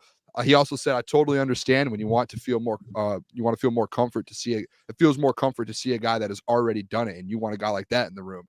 So like he does get both sides to where maybe this isn't the most comfortable receiving core when you're sitting there looking at it as a fan or breaking the team down. But he feels like Antoine Green, JMO, there's a lot of potential there. And he also mentioned come training camp, don't be surprised if they bring on another receiver or two and they sign someone. So I think everyone here could be happy with the comments today. Yeah, I just think he's more so a depth piece. I just think he'll just stay at that wide receiver 5 spot. If they bring in another body like they did with Denzel Mims, that's who he's going to be going up against to kind of get the rotation. If they decide they want to bring up the legend Tom Kennedy, see if he has another run at it, he'll be going up against Antoine Green. I just think he's going to be the last guard in the wide receiver room. He got some snaps last year. It's not like he didn't touch the field at all. But at the end of the day, you would prefer he's a fine wide receiver 5, but you would prefer a better option. I know Booner's pounding the table for Zay Jones, but get anyone. Give me Isaiah Hodgkins. Isaiah Hodgkins I would prefer. And I know he put up 200 yards, but I just think if you look at it, I just think there's guys that can do more things than Antoine Green, especially when you look at Antoine Green. I don't think he's the best route runner. I don't think he would be the best blocker on the perimeter, but at the same time, he does understand Ben Johnson's system. That does take time to develop. So when you talk about bringing in these guys off the streets, that's the difference and why they're probably comfortable with him. We're arguing over not even arguing. We're talking about a wide receiver 5 spot. I don't think there's much to be kicking dirt over. And I think DPJ is still going to get his fair share of touches. I think you may see Antoine Green more towards the beginning of the year when Khalif Raymond's health is still, questionable up in the air. But, I'm not expecting much out of Antoine Green. Like Lukas said, he's a wide receiver 5. And I think Khalif Raymond, like we talked about, he was real successful when he was in. He was like another safety net for Goff. And I think DPJ takes that next step this year. And I think he's going to fit in perfectly with this wide receiver room. And you got to get JMO touches. I just don't think there's not enough ball to be moved around to this many people. And he, like Lukas said, he's way down there on the wide receiver depth chart. And that's okay. I mean, if he shows some spurts of some good football, it's good to have him, maybe a reliable guy down there, but not expecting much. Okay. All right. And by the way, your Lord and Savior, Isaiah Hodgkins, 6th round pick. All right. So let's put better than the 7th. Better than the 7th, baby. Yeah, I think it was 207. So there you go. He was tweening. 207. He was tweening. Mm-hmm. But I will say, up in a playoff game. He did. But what happened? Why did he do? What happened? Right? He was drafted by Buffalo. Didn't really get any opportunity. I think he had 41 yards that year. Didn't really play at all. What happened when he got to New York? What happened? I don't know. What happened? You got the Dable show, baby. He got targets. Sorry, I was waiting for it to click. He got targets, and he had 42 targets for 351 yards. 33 of those were catches, and he played in 8 games. Had a pretty productive 2022, and he followed that up with 230 yards. Are you kidding me, Klotzy? You don't think Antoine Green? I literally said just a jag, just a guy. I think there's better Antoine Green is beating out those Jags. I said he very well could. I'm saying when those guys enter, that's who he's going to have to compete with. He's going to be that last guard. Whenever they bring in these guys from different teams or from the waivers, whatever. Which they will. The first guy they're going to have to go up against is Antoine Green. They're not going up against Khalif Raymond. Khalif Raymond has way more value on this team than Antoine Green. If there was somebody that's going to lose their spot in this wide receiver room right now for a free agent or for whatever, it's going to be Antoine Green. And it doesn't have to be Isaiah Hodgkins. That's just a guy that is somebody that I like that's a free agent. It doesn't have to be him. They can trade for fucking Justin Watson from Kansas City. I don't care. I'm just saying, I think there's better. I would rather just going back to Brad's point, let a veteran that's at the tail end of their career or whoever, just let them sit at the wide receiver 5 spot, learn the Ben Johnson offense. So that way, when there's number called, they know how to adjust to the situation and see the field better. The game's slower for them. There's less growing pains. I will say this, and this is where I'm starting to come around on it a little bit. Hearing Brad talk about Antoine Green makes me feel a little bit better about the development side. Because, well, Jeff, we didn't hear from Brad Holmes until this morning. The only thing is we have heard nothing about Antoine Green. He might have touched the field sometimes last year. How many targets and catches did he have? So we haven't seen anything out of him. The first thing we've heard about him or seen him in the last 12 months was this morning, Brad saying that they do think that he's developed really well, and being a whole year with Ben Johnson now and working with him, I do think there's a chance you could say they can get something out of him. The one thing that worries me to where if you wait too long to bring a vet in, or if you do it during mid-season, he mentioned today about the DPJ thing. We've seen what DPJ could do, but he came in the middle of the season in a Ben Johnson offense, a very complex offense that you need to know and you need to develop with Jared Goff and get that chemistry and work with these guys to where if you bring a guy in too late, is he really going to help you out that much? more than an Antoine Green, more than a DPJ, more than a Khalif Raymond, more than a JMO who's worked with them for this whole time and the last 12 months. Do you see what I'm saying with there? So that's where I'm starting to feel a little bit more comfortable with this room, because I do think with Ben Johnson, I do think as you get guys more involved, you get more comfortable with it. Like we've seen guys like Brock Wright have big games under Ben Johnson. I think a guy like DPJ can do that. I think, again, JMO can do that. Khalif Raymond, there's a reason they extended him. It's because he's put up numbers and he's had 400 or 500 yards in the season with Ben Johnson. So I'm a little bit with you here. I still don't hate the idea of, and just like Brad said, when training camp comes around or before training camp, we will bring more guys on. So they're gonna, if someone gets cut, they're gonna bring guys on. There's gonna be another wide receiver in this room at some point. Just creates competition, helps you get that much better. So I don't hate that as well. You know what? We went from arguing to now we agree. So Brad spoke. That's what it took. Man. Dude, you have to see where we're coming from a little bit here. Like, I'm sure Klotz agrees too. It's when you have a blind eye and you didn't really know where DPJ was at in this offense because he came in so late, and especially a guy like Antoine Green, a late pick, and you saw literally, you've seen nothing of him. And I know it's like the Broderick Martin, but like with Broderick, you still have guys ahead of him who are going to be able to, we know are going to, with this, you're asking everyone to move up and Antoine to be a part of the rotation. So when Brad comes out and says, hey, we really like what we've seen, we trust him. I trust Brad. Just like Brad trusts Antoine, I trust Brad. Well, Mike, I mean, we tried talking to the man. I mean, we talked to him. We gave our opinion. We're confident in the Antoine Green and what his development is, because John hit on it, fellas. I mean, this offense is complex. Veterans would have an easier time getting in and learning the playbook. But when you have DPJ, who's been here for over a year now, and Antoine over a year now, like, I would trust those guys over some jag you bring in. Like, need depth. Like, I'd rather just have Antoine at that point. So, hey, I'm excited. To be honest, it really depends on wide receiver, because nothing has changed that much in the offseason. With training camp hasn't even started. Antoine Green hasn't improved that much over.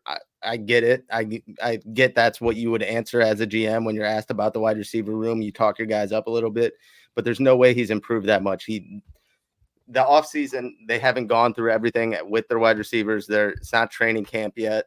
So there are some certain wide receivers that would come in and be better than him right on. And obviously he didn't trust him down the stretch, because when a wide receiver got down, he went and scooped DPJ up real quick. And nothing's really changed in that amount of time. So I don't know. Well, I mean, free agent wide receivers. Can I interest you to Michael Thomas? No. See, but that's what it's going to be too much money, I feel like. Yeah.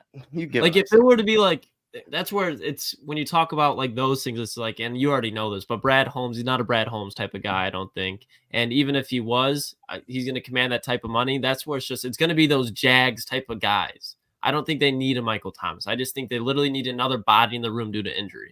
What about a Hunter Renfrow? I'd fucking love a little Hunter Renfrow. You want to talk about a guy I would love to have on this roster? Bring me Hunter Renfrow right now. Yes. Zay Jones. What do you think? I'd say Hunter Renfrow over Zay Jones. Yeah, I probably would too. Out in my mind. Would you have taken the wide receiver the Rams dropped and the Texans picked up? Skowronek? Yeah, would you have taken him? Yeah, would you I would take Ben Skowronek 11 times out of 10 over Antoine Green. Come on now. That's kind of where I was going with my last point. There's people that will slot in and be better than him right now. By the way, Skowronek he ended up getting traded, boys. Yeah, I thought that's what it was. Either way. I don't give a shit. I ain't taking the Texans wide receiver room right now, though, boys. No, I'm not. I'm not letting you get away with it. Bro, you guys are gassing up. You're gassing up Antoine Green when we really haven't seen anything. Just because Brad said he got better, we still have to see it. They haven't gone through training camp. There hasn't been that much room for improvement because he hasn't been out there doing anything. I'll go the Lucas route. Here we go. The stats don't tell me what my eyes have seen. Yeah, the eyes tell me Ben Skowronek too. The fuck are you talking to me about? No, I watched preseason. No, I watched preseason last year. I watched Antoine Green make some plays. He had a big play. I watched Antoine Green make some plays. This is like when you reveal. And why didn't he trust him enough to put him in over? My take, and then you reveal the mask and it's a Jeff take. Because if you watch the film, Ben Skoranek, even when he was in Pittsburgh, was all right at punt returning, kick returning. He's a damn good route runner, and he's a good blocker. He's better at route running, has better hands, and is able to contribute. Better route running based on what? The film! You haven't seen him. I don't know. You got access to Lions practice. We haven't seen him, but he suddenly improved all offseason, even though training camp hasn't started. He improved while he was lifting weights. Well, okay. I don't. That's wrong. You're Ben Skoranek ain't no fucking world beater by any means. But wait, boys. Why don't we just cut this argument off? Ben Skoranek is not coming to the Detroit. He's playing for the Houston Texans. That's fair. Yeah, but you guys are starting to get into actual, like, you guys are breaking down his route running and stuff. Like, there's a chance he comes in over Antoine Green. Let's talk about Hunter Renfrow now. Let's break down. Hunter Renfrow. Hey, let's talk about Hunter Renfrow. Why would you take Hunter Renfrow? He's had 200 yards the last 2 years. Talk to me, running, his hands, his durability. Yes, but Hunter Renfrow and I don't know, Ben Skoranek. Hunter Renfrow had 100 catch, 1,000-yard season. All right? Absolutely, Hunter Renfrow's without a doubt. I'll give you. Zay Jones, you can have it. Ben Skoranek, you're dying. You're gonna better. You're asking him to be wide receiver 5. You're not asking him for 1,000 yards, though. You're asking him to get 150 yards on the season. You said you wanted a reliable option at wide receiver 5. Those are 2 reliable options. That's no. Hunter Renfrow can be like an elite 4-5. Yeah, like that's where he was like a number 1 option 3 years ago. I think Antoine could give you exactly what a Skoranek would do. What his touches. Antoine could do. Like Hunter Renfrow, I'm like, they might use him. He might jump above fucking DPJ. Like Hunter Renfrow's that guy. But like Ben Skoranek, the whole wide receiver core would have to get COVID, and then he steps out there. Like, what are we doing here, fellas? He's not Trey Quinn. Okay, get the Trey Quinn image out of your mind. He's better than Trey Quinn. That's what you got stuck in your mind. He's not Chase fucking Cota. All right. That's all we're saying. He's better than those guys. Oh, Skoranek? Antoine Green was competing for a spot with Chase Cota and Dylan Drummond. It was neck and neck. So if you want to talk about that, Ben Skoranek's earned a spot before them for good reason. I'm just saying, my point, just wrap it up. All right. Pause. My point is, I am so comfortable with Antoine Green. I'm excited. The only way you can convince me, like, hey, bring in a free agent is if you're giving me some substance. You're not going to be like, hey, man, Ben Skoranek is an example, but like it could be anybody, some random wide receiver that's fighting for a roster, whatever it is. And you're like, I would take this guy over Antoine Green. It's like, come on. I mean what are we doing? Skoranek, or however you say it, he is a jag. Let's just be honest. He's a jag. Yes. Yeah. So like Renfrow and Zay Jones, I'm comfortable with what they way have. Better. We're taking those guys. I am comfortable with what they have until you bring me someone of substance, Gentry and Klotz, not Mr. Man of a Skoranek build or Skoranek-esque. He was a captain on the Rams last year. Yeah. Team captain. I don't see Antoine Green wearing a C on that jersey anytime soon.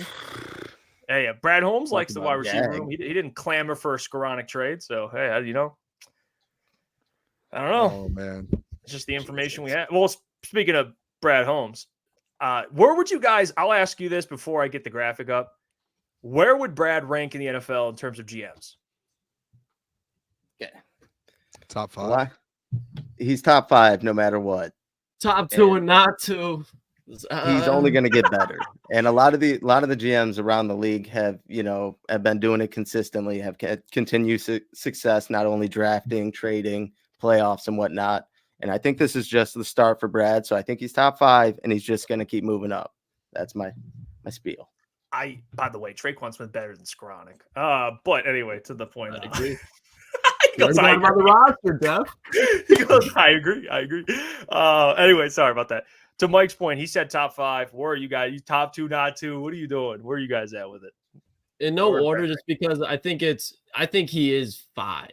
Because I think, again, in no order, Les Snead, Howie Roseman, John Lynch, and then blanking on Chiefs GM. Brett Veach.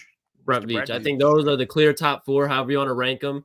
I think Veach and Snead have to be 1 and 2 just because they've won Super Bowls off of it, especially Snead said, fuck them picks. And he went out and won a Super Bowl via trade that year. So I think those guys. And then Then I think you start looking at I'm blanking on Baltimore's GM as well right now, but that's when you start looking at Baltimore, and then you start looking at Brad Holmes right now. I think Brad Holmes will start getting in that top 5 tier, but as of right now, it's where I put him because they still hit. Like even this draft, all those guys hit. Yeah. And Pro Football Network put out a top 10 GM list, and I'm going to give you we'll all go through, give who we think is better than Brad and where would Brad rank on a list like this. But here's the list. So as you can see, the immediate thing unbelievable list. This list is so bad. The immediate thing that stands out, you look at it, 2024 GM rankings, right? Howie Roseman comes in at number 1. Brett Veach, Eric DaCosta, I do think is up there as well. He has to be. Mm-hmm. But Brian Gutekunst. I mean, Lynch isn't even 4. On here. Les Snead. Wow, I actually didn't even know. Mike Brown, Duke Tobin, Brandon Bean, Jason Light, it's Light. John Schneider, who should be higher. Yeah, it absolutely should be higher on this list. This is crazy. This is what I just don't understand. And I want to ask you, okay, now looking at this list, what's going on with this list? John Lynch should be in the top 6. He should go top 5, to be honest. Yes, and he's not even on the list. Yeah, he should be top 5. The Goons thing is like unbelievable. I mean, I went and looked before the show. The Packers, he's been there, 6-7 years now. He's been there a little while. So I think since 2018. In the last 3 seasons, though, guys, he's had 6 Pro Bowl players. They've had 6 Pro Bowlers in the last 3 seasons. And 3 of them is literally, I believe, Jair Alexander, Aaron Rodgers, and Devontae Adams. And so they've had 3 other players outside of those guys make a Pro Bowl in the last 3 seasons. What has he done? Yes, he's started to build the team and he's starting to draft a little well. And you could argue some of his drafts have been good. They haven't won anything and they haven't produced Pro Bowl players. And if you look at Brad Holmes, all he's done is draft all pro players in late rounds and bring in Pro Bowlers. That's all he's done. He's literally built the team in 3 seasons. In the 3 seasons that Goons to Goons has had 6 Pro Bowlers, Brad Holmes has managed to build a full-grown team with the Detroit Lions and take them to the NFC Championship game and bring out a handful of all-pro players, handful of Pro Bowlers. It's like, this is an embarrassing list to have Brad Holmes behind him. It's embarrassing. I think it's embarrassing that Brad Holmes is in front, and it just everybody except, I mean, even how they have it ordered, but Les Snead at 6 is just a crime. It's just a crime. It's disrespectful to the game of football. Brad Holmes, I love him to death, but he comes from the Les Snead tree, and Les Snead has won a Super Bowl and done it and built a successful team in multiple ways. When you look at Howie Roseman, he's trying to do what Brett Veach and Les Snead have already done. So I like Howie because of his aggressiveness, but sometimes he just goes too deep. And I feel like there's almost like overhype, like all the hype around Nolan Smith, Kelly Ringo. That last year, people acting like the Eagles just got steals in the draft. And he drafts very well, but there are some misses, and they are in the later rounds, but there are some still misses. And he does get free agency moves like AJ Brown, but then he makes moves for DeAndre Swift when you have Jalen Hurts, who's going to be hurt all year, and you put him with Kenneth Gainwell. So I think there's a lot of things that he does do, but Les Snead at 6 when he's at 1 is just crazy. Yeah, I think Snead should be probably moved into 3rd or 4th, and then you kind of move, maybe even move Brad down, and then kind of put the Ravens GM at 5 and Brad at 6. And then you got to obviously slot in Lynch in there somewhere. But I mean, the Packers one is really the eye opener to me on this list. It just doesn't belong. I think the top 4 or 5, you can kind of mix around guys, but you do need John Lynch in there without a doubt. Okay, this is how I'm going to do this, fellas. Okay, I have where I think Brad Holmes should be. I'm going to run this by you. I'll go GM by GM, and you tell me if Brad Holmes is better than this GM. Okay, so the first one I have is Howie Roseman. I'll go Howie. Okay, I would agree. No. So that's who I have as number 1. I think he's the best GM in the league. You think Howie is? Yeah. I disagree. I don't hate it, but it's just I don't agree. Okay. Brett Veach. He's number 2 in my mind, yeah. Mm-hmm. Howie's not even top 2? No, I think Brett Veach and Les Snead are 1 and 2.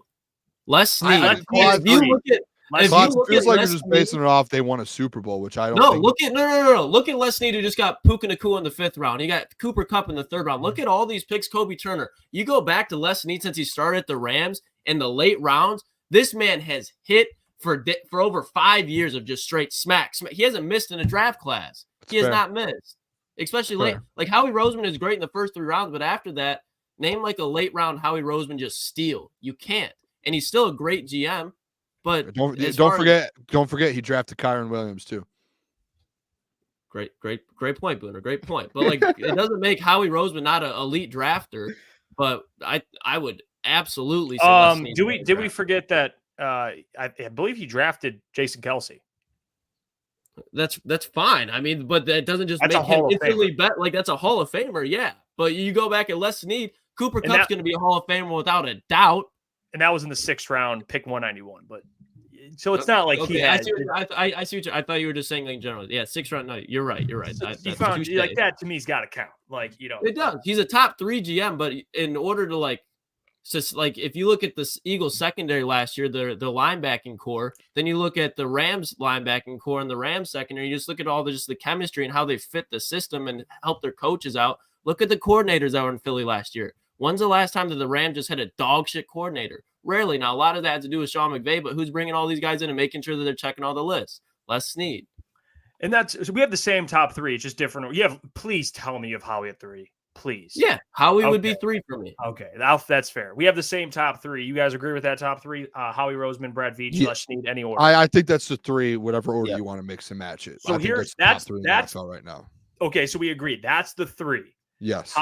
No order. Howie, Roseman, Brad Veach, Les Snead. To me, I think those are the 3 best GMs.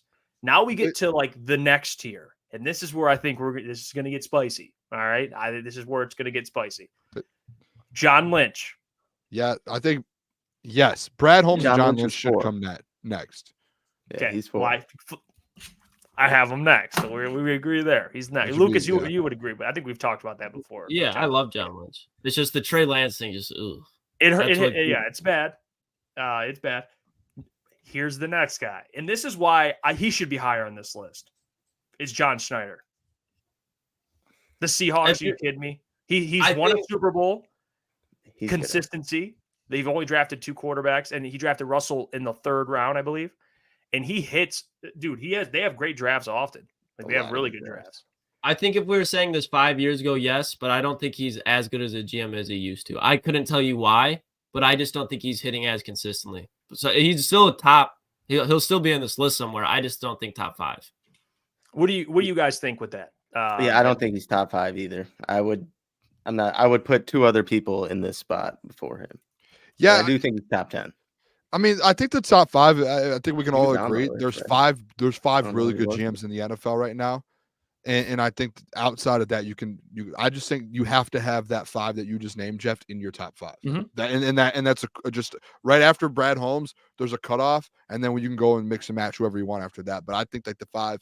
I'm John Schneider though. Yeah, I'm kind of with Lucas. I guess, yeah. If you look at the secondary, yeah, because you look at the secondary that he's built the last year or 2 through the draft, he's brought in some dudes and he's made some moves. So I'm not gonna. I don't hate him being at 6. I would say like 6 to 8. I don't hate that though. Well, we're on 5 right now because we have Howie, Brett Veach, Les Snead, John Lynch. We're on 5, and I'm just 5 is Brad Holmes. 5 is Brad Holmes, and then there's a cutoff. There's a cutoff. I just think those. I think those are the top 5 GMs in the NFL. Man. Not like I didn't say a gap, but I just think those are the top 5 GMs in the NFL right now, and I think like they've proven it. Okay, that's where I'm at with it. Real quick, I'm gonna read some of these super chats, and then we're gonna argue. Mr. Detroit City, he says, "Eat shit, Florio. Thank you for the $2, my guy." Alec G, thank you for the $5. Says, if J-Mo lives up to his draft hype, how do you feel about the wide receiver room as it stands? I feel way better, fellas. He lives up to it for sure. Yep, I think we all agree there. Shout out Mike Florio making us a couple bucks. Big trust. Alan, appreciate the $7. Says, man, shout out to all the crunchers. You guys rock. Keep up the great work. I hope you guys make it farther. That. Love all you, man. Can't wait for the season to start. Alan, dude, really appreciate the hell out of you, brother. Yeah, thank you so much for your constant support. Now, excuse me, Alan, because I gotta just have a problem with this. All right. Here's the thing, all right, Booner. I understand Brad Holmes is one of the best GMs, But this is why it's so tough, because we named the first 4 that are unquestioned, right? Like guys that are their 4 best GMs. If we're talking about if winning matters, I'm sorry. Like John Schneider, consistency. I know Pete Carroll was there, of course, but guess what? John Schneider was there with Pete Carroll, so I don't think it discredits him, just like Brad and Dan are kind of in lockstep. Like, you don't just accredit all the success on the field to Dan Campbell. Like, you got to give it to the GM for drafting the players. But also, they won a Super Bowl, and they made 2. So it's like, in all that the defense they had at the time, all right, he drafted some great players. Like, I think John Schneider and Brad Holmes are like, I think closer than people think, in my opinion. But Jeff. But Jeff, you had, like, to me, Brad Holmes has been a GM for 3 years. In the 3-year span that he's done, he's taken a Detroit Lions team, an organization, and flipped it upside down by just through the draft.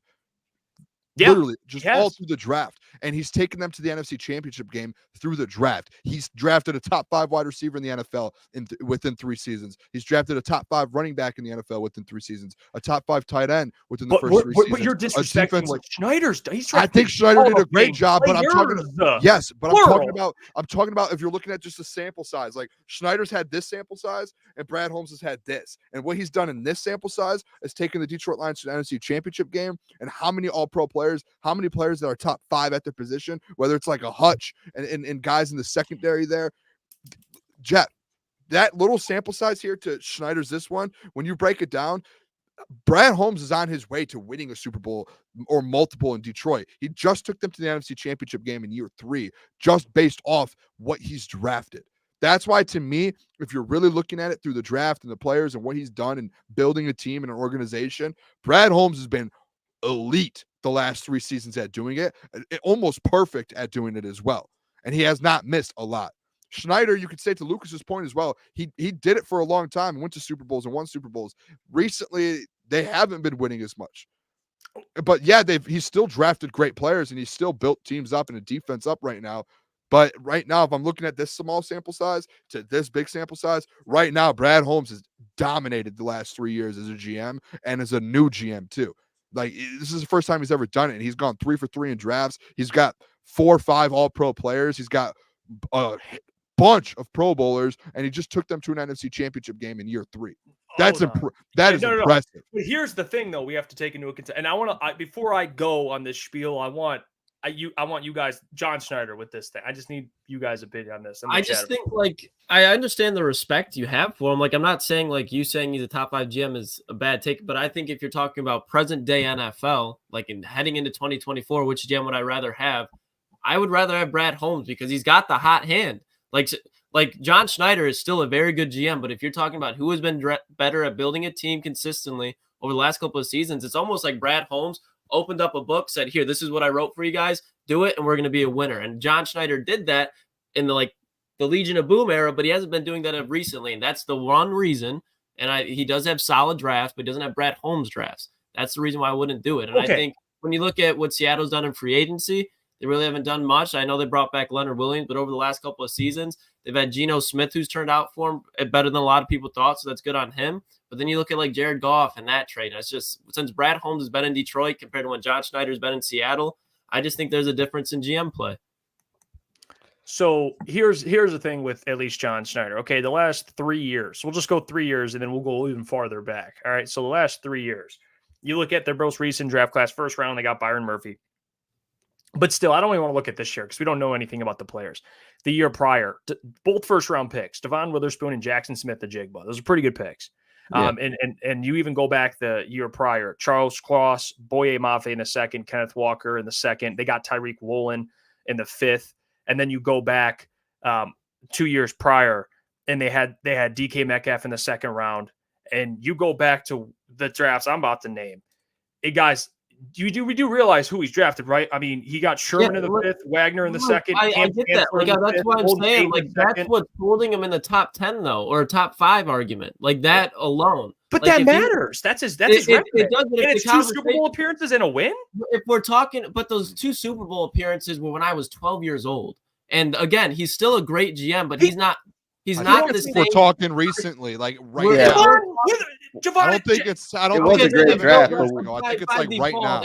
if Bill Belichick was still a GM for the Patriots, he drafted Tom Brady in the 6th round and all that. Like, that's not the same. I think Brad Holmes has a better, from a GM standpoint, Brad Holmes has a better vision where the NFL is going, and his draft classes since he's entered the NFL compared to John Schneider have showed that. John Schneider has still drafted great players, but he has not drafted the consistency of great players as Brad Holmes since he stepped foot in the league as a GM.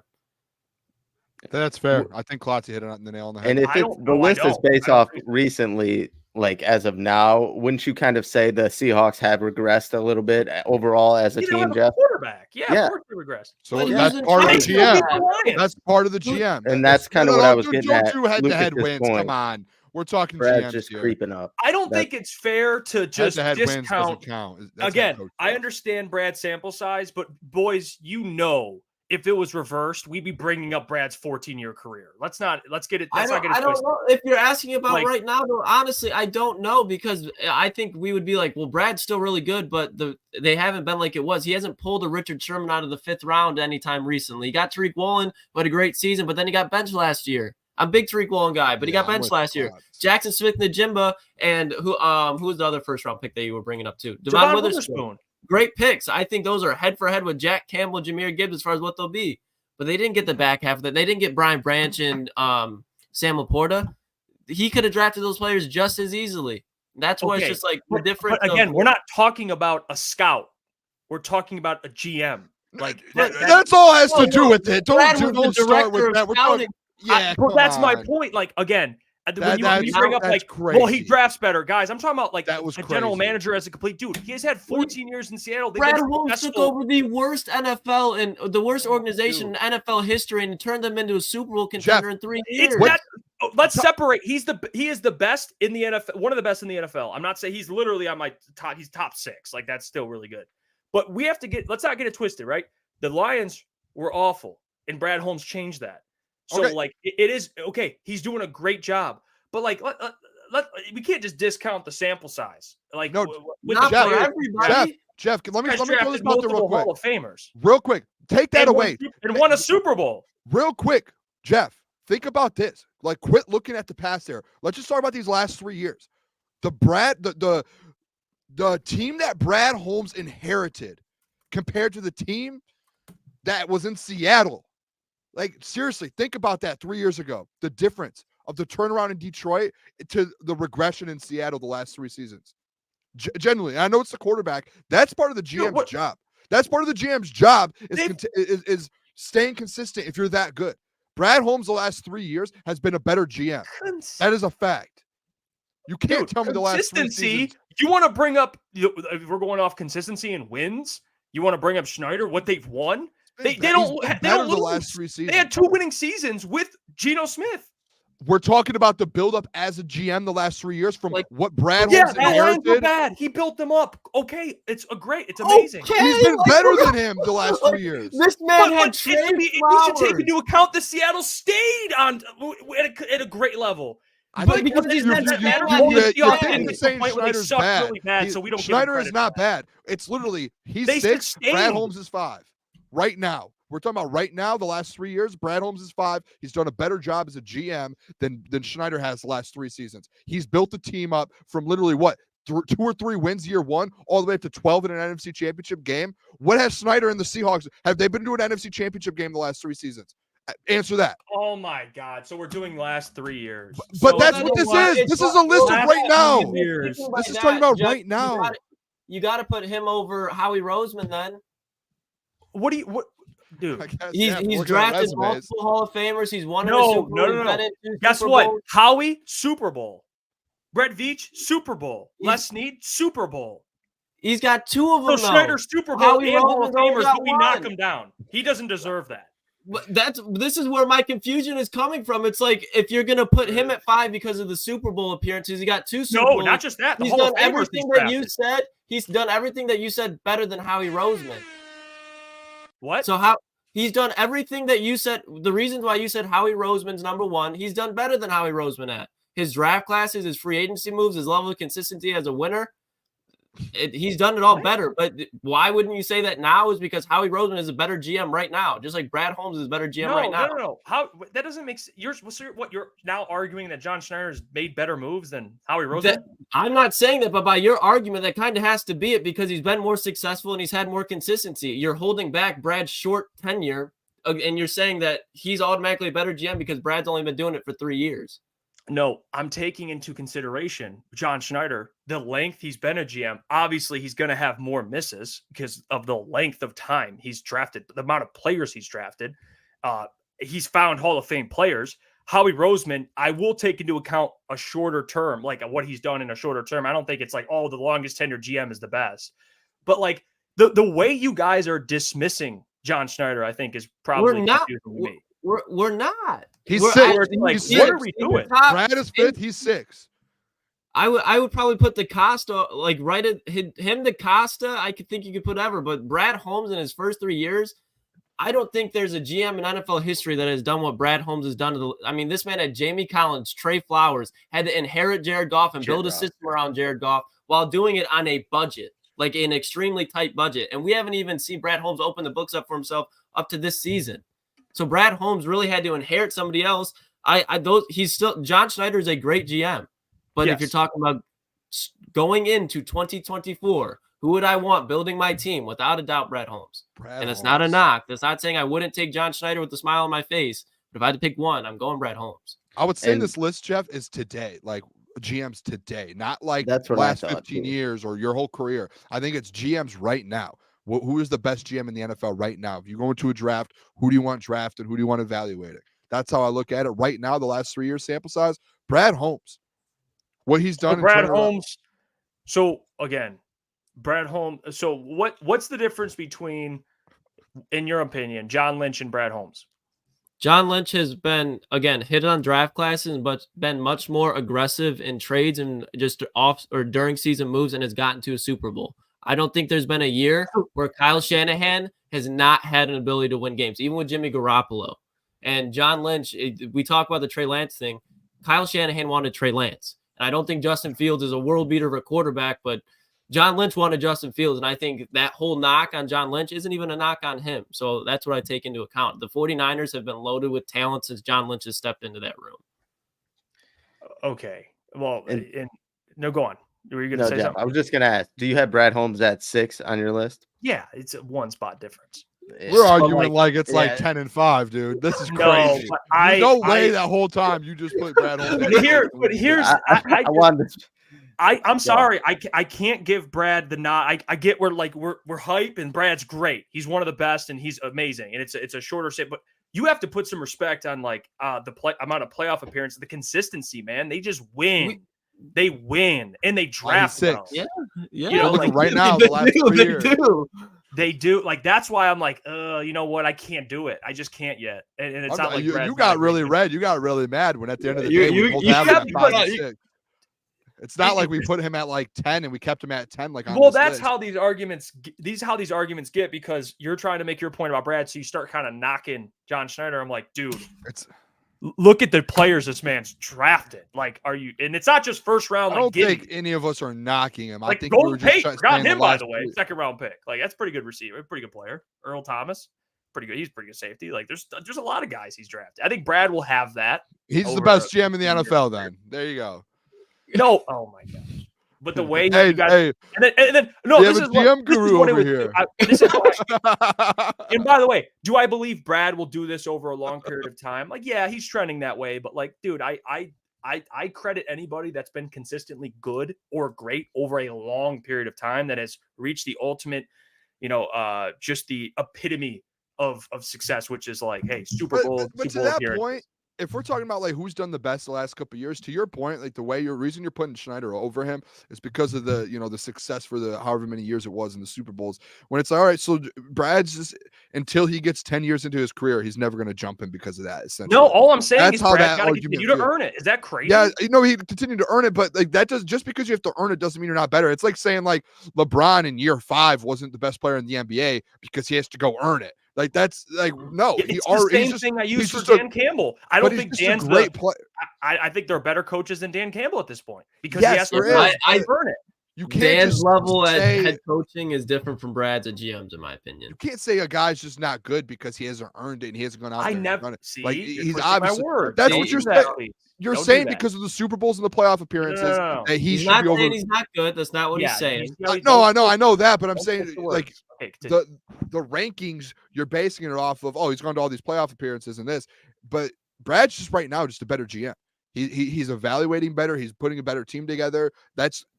You can't say that's not true because he's in the NFC Championship game and the Seahawks aren't in the playoffs. So he's put together a better franchise and a team right now. He's doing a better job than him.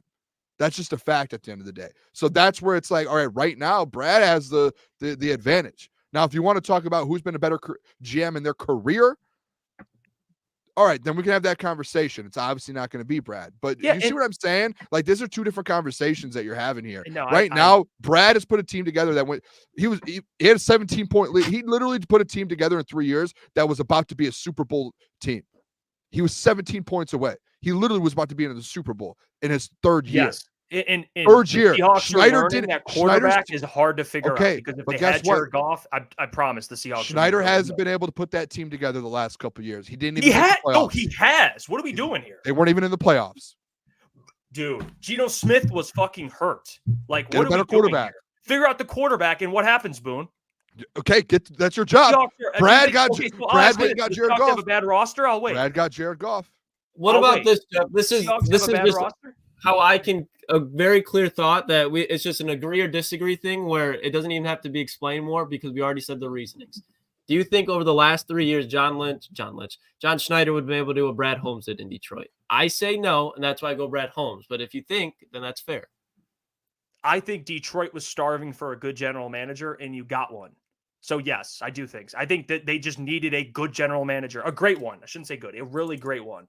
Like, again, Brad Holmes is one of the greatest GMs, but obviously he should be number one then because no one could do what Brad did. No.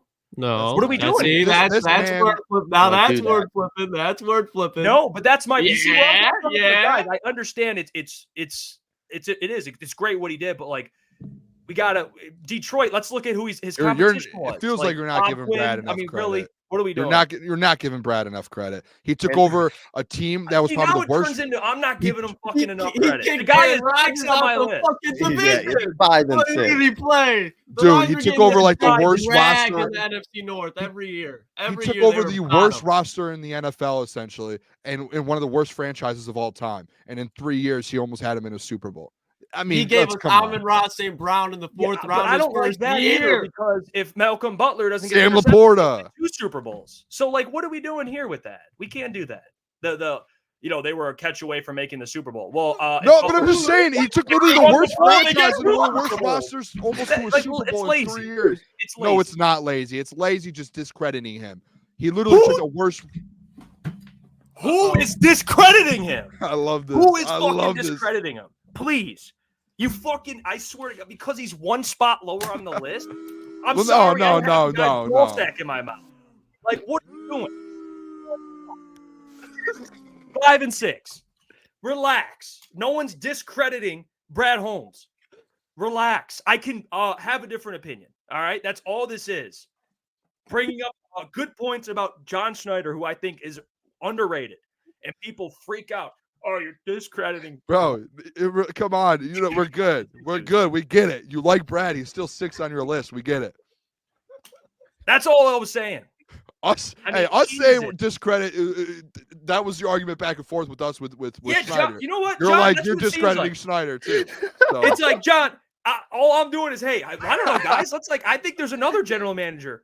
It's like, no, you want him gone. You want him gone. This even independent Aquaman. He says if Jeff was playing devil's advocate, then I'd defend him. But he's, but he believes his own lies, so I won't. No, dude, I'm put my fucking comment on the screen. Independent Aquaman. If Jeff was playing devil's advocate, then I'd defend him. But because he believes his own lies, I won't defend him. What? Because I literally brought up John Schneider. Like, hey guys, this guy has a pretty impressive resume. We each have him a spot apart, and now everyone's freaking out. Relax, everybody. Jeff, I think it's fair where you have him at 6. Relax. I think it's fair. It's fair. And John, by the way, I know you're fucking with You're being trolled right now. You're being trolled right now. No, by welcome, you hey, too, Booner. Yeah, but welcome to my life. Him. Welcome to my life. Him. Welcome to my life. This happens to me every other Booner day. pulled the switcheroo. Yeah, you guys do this to me like every day. Booner Welcome pulled to the my life. switcheroo. Glad someone else in this crew can get that feeling for a couple seconds. Yeah, man. Well, I'm just waiting for like this is the guy that wanted Brad Holmes out, or like there's gonna be some bullshit. You know what I mean? If you're gonna clip this, clip everything I said. All right, Brad Holmes, one of the best GMs in the narratives write themselves. Hey Jeff, we got the first question, a mailbag for you. Mailbag Q&A, Jeff. Who would you rather have as GM right now, Brad Holmes or John Schneider? Great question. Oh, he's thinking. Be smart. I think no. It's not about be smart. If we're going off rankings, okay. If we're going off rankings, in terms of resume, in terms of resume, John Schneider has a better resume. He does. So, who would you have as the GM right now? But you got to think. Is Dan Campbell my head coach? Don't do this, it's Jeff. Blank. Jeff, before you make well, I want the relationship of Brad and Dan are in lockstep. I want those two together. All right. Jeff, I don't want to break it up. It's not that far apart to where I'm like, you have like give me John Schneider, but I have him because of the resume. Like it is important there. So all right, Jeff, you can have the Lions. I'm not going to change. I wish I had John Schneider here instead of Brad Holmes, but damn, fellas. I mean, we got to put some respect on what he did in Seattle. That's all I'm saying. To not just you guys, but everyone. Like Jesus.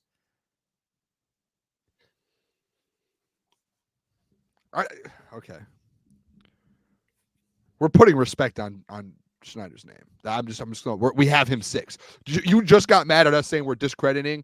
You're discrediting Brad Holmes, and you just said the same thing to us, just in a different word. Like we think Schneider's good. You literally just flipped it on us, saying we're basically discrediting. Hey, I'm Schneider. trying to take the heat. The Jeff wants Holmes gone narrative. You literally, you just did to us what you just got mad at for us doing to you. Unbelievable. Yeah. Flip the narrative. You did that quick too. That's unbelievable. Jesus. We got an angry Jeff here, folks. We don't see this much. Yeah, no, we don't see this like much. Dude, I swear to God, I have to just be like, yeah, I think the law, I know I have a different opinion. I do. I think John Schneider deserves respect. You deserve to have that opinion, dude. You are an absolute GM guru, so I respect it. He's trolling now. Oh man. The guru sent him over the top. Didn't see that one coming. I mean, true teller. He says, why can't people be objective? We all love Holmes and glad he's here, but the resume is the resume.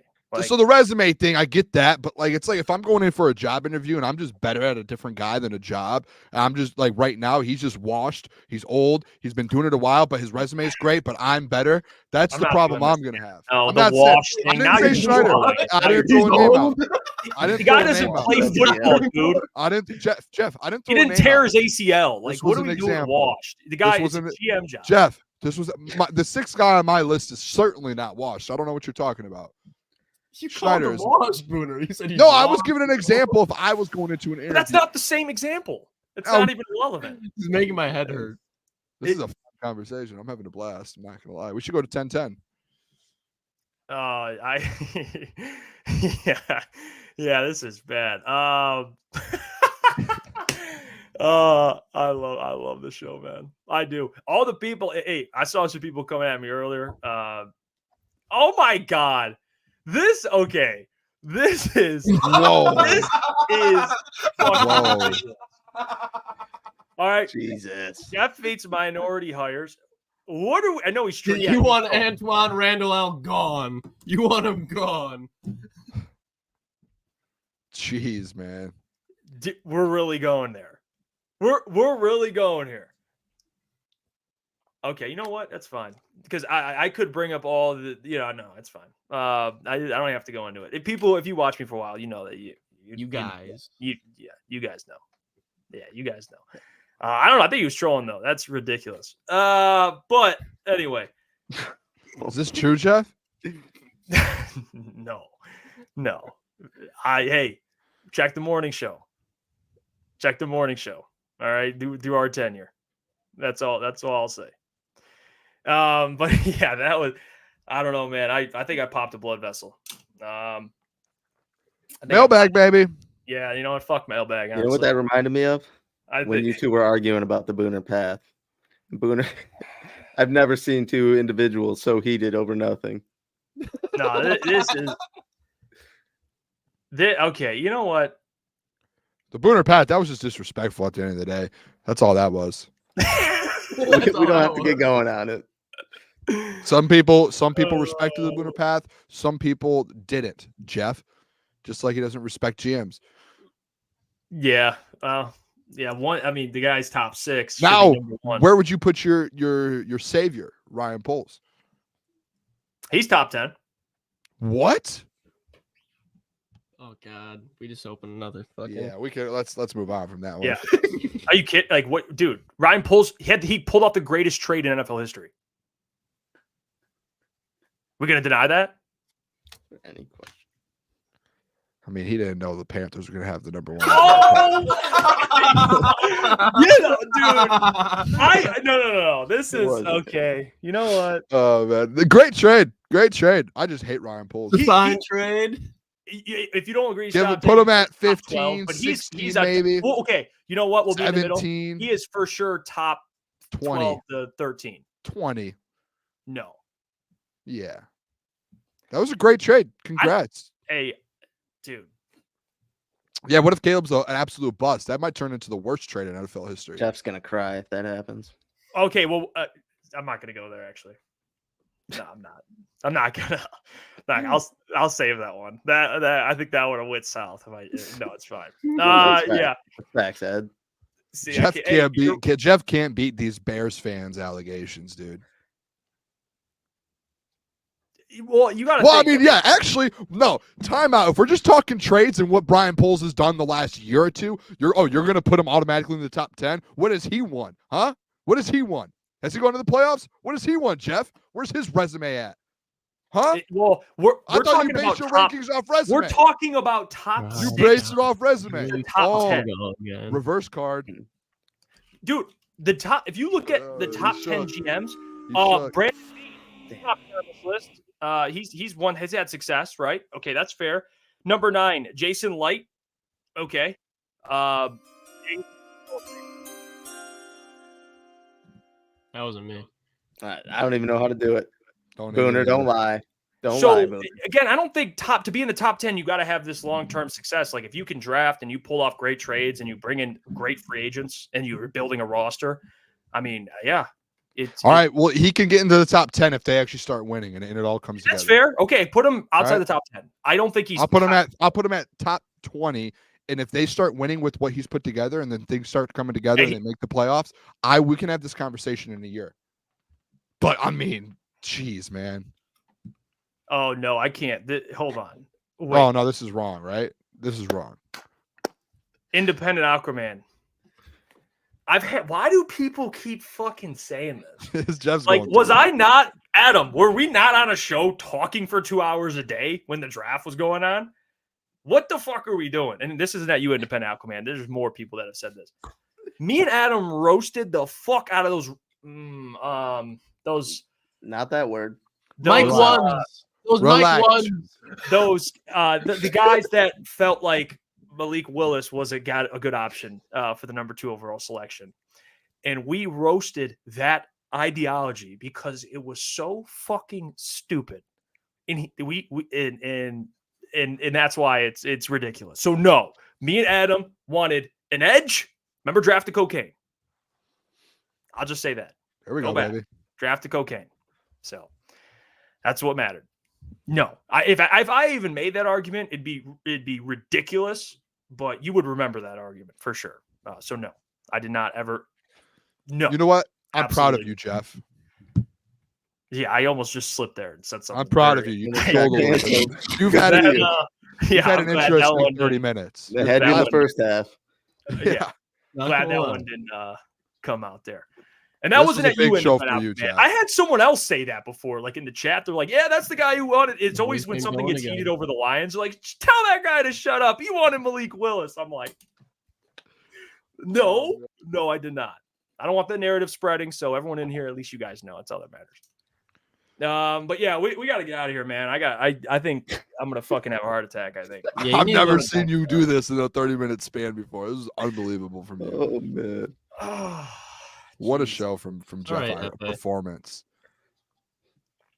I think I lost calories. I think I actually I've been I don't know, I got like veins going through. I'm sweating. I'm fired the fuck up. I think it's like I basically did a workout. Screaming at myself. John Schneider really made you feel some type of way. I mean, we need to get you and him connected somehow. He's got you sweating. It's not even like, here's the thing. It's not even like John Schneider's my guy. I just looked at the dude's resume and I'm like, dude, like, how is this guy not respected more? Like, he's on. That's my first point with it. He was 10th on that list. Like, it's ridiculous. Like, this guy Jeff screamed at the mic and got out of his chair for John Schneider. No, because you said what did I say? Discrediting or disrespecting Brad Holmes or not giving. Yeah, and you said we were doing the same to John Schneider, so it was only fair. I said that because you flipped it. You said that before. You were coming at us before that. Well, that was mainly at some people in the chat. You know, they felt like the narrative was like, nah, fuck that guy. And eventually, Jeff got emotional. Yeah, that switch got flipped. Yeah, I don't. I think I don't know. It was just one of those days. But until tomorrow. Yeah, we have to look at one mailbag question. Yeah, fuck mailbag. It was on the same topic too as beforehand, but I like this. No. You like that? No, I wasn't talking about that. Damn it! Clip that. Clip it with the thing on the Someone screen. please clip that. All right, we'll get out of here until tomorrow. We'll catch you guys. Thank you for tuning in. We appreciate you. Even if you disagree with what I had to say, hopefully you agreed with most of it. We'll catch you tomorrow, Friday show. It'll be a lot of fun. And yeah, until tomorrow, guys, stay blessed. And I'm probably going to go drink some water. All right, I'm out of here. See you. Deuces.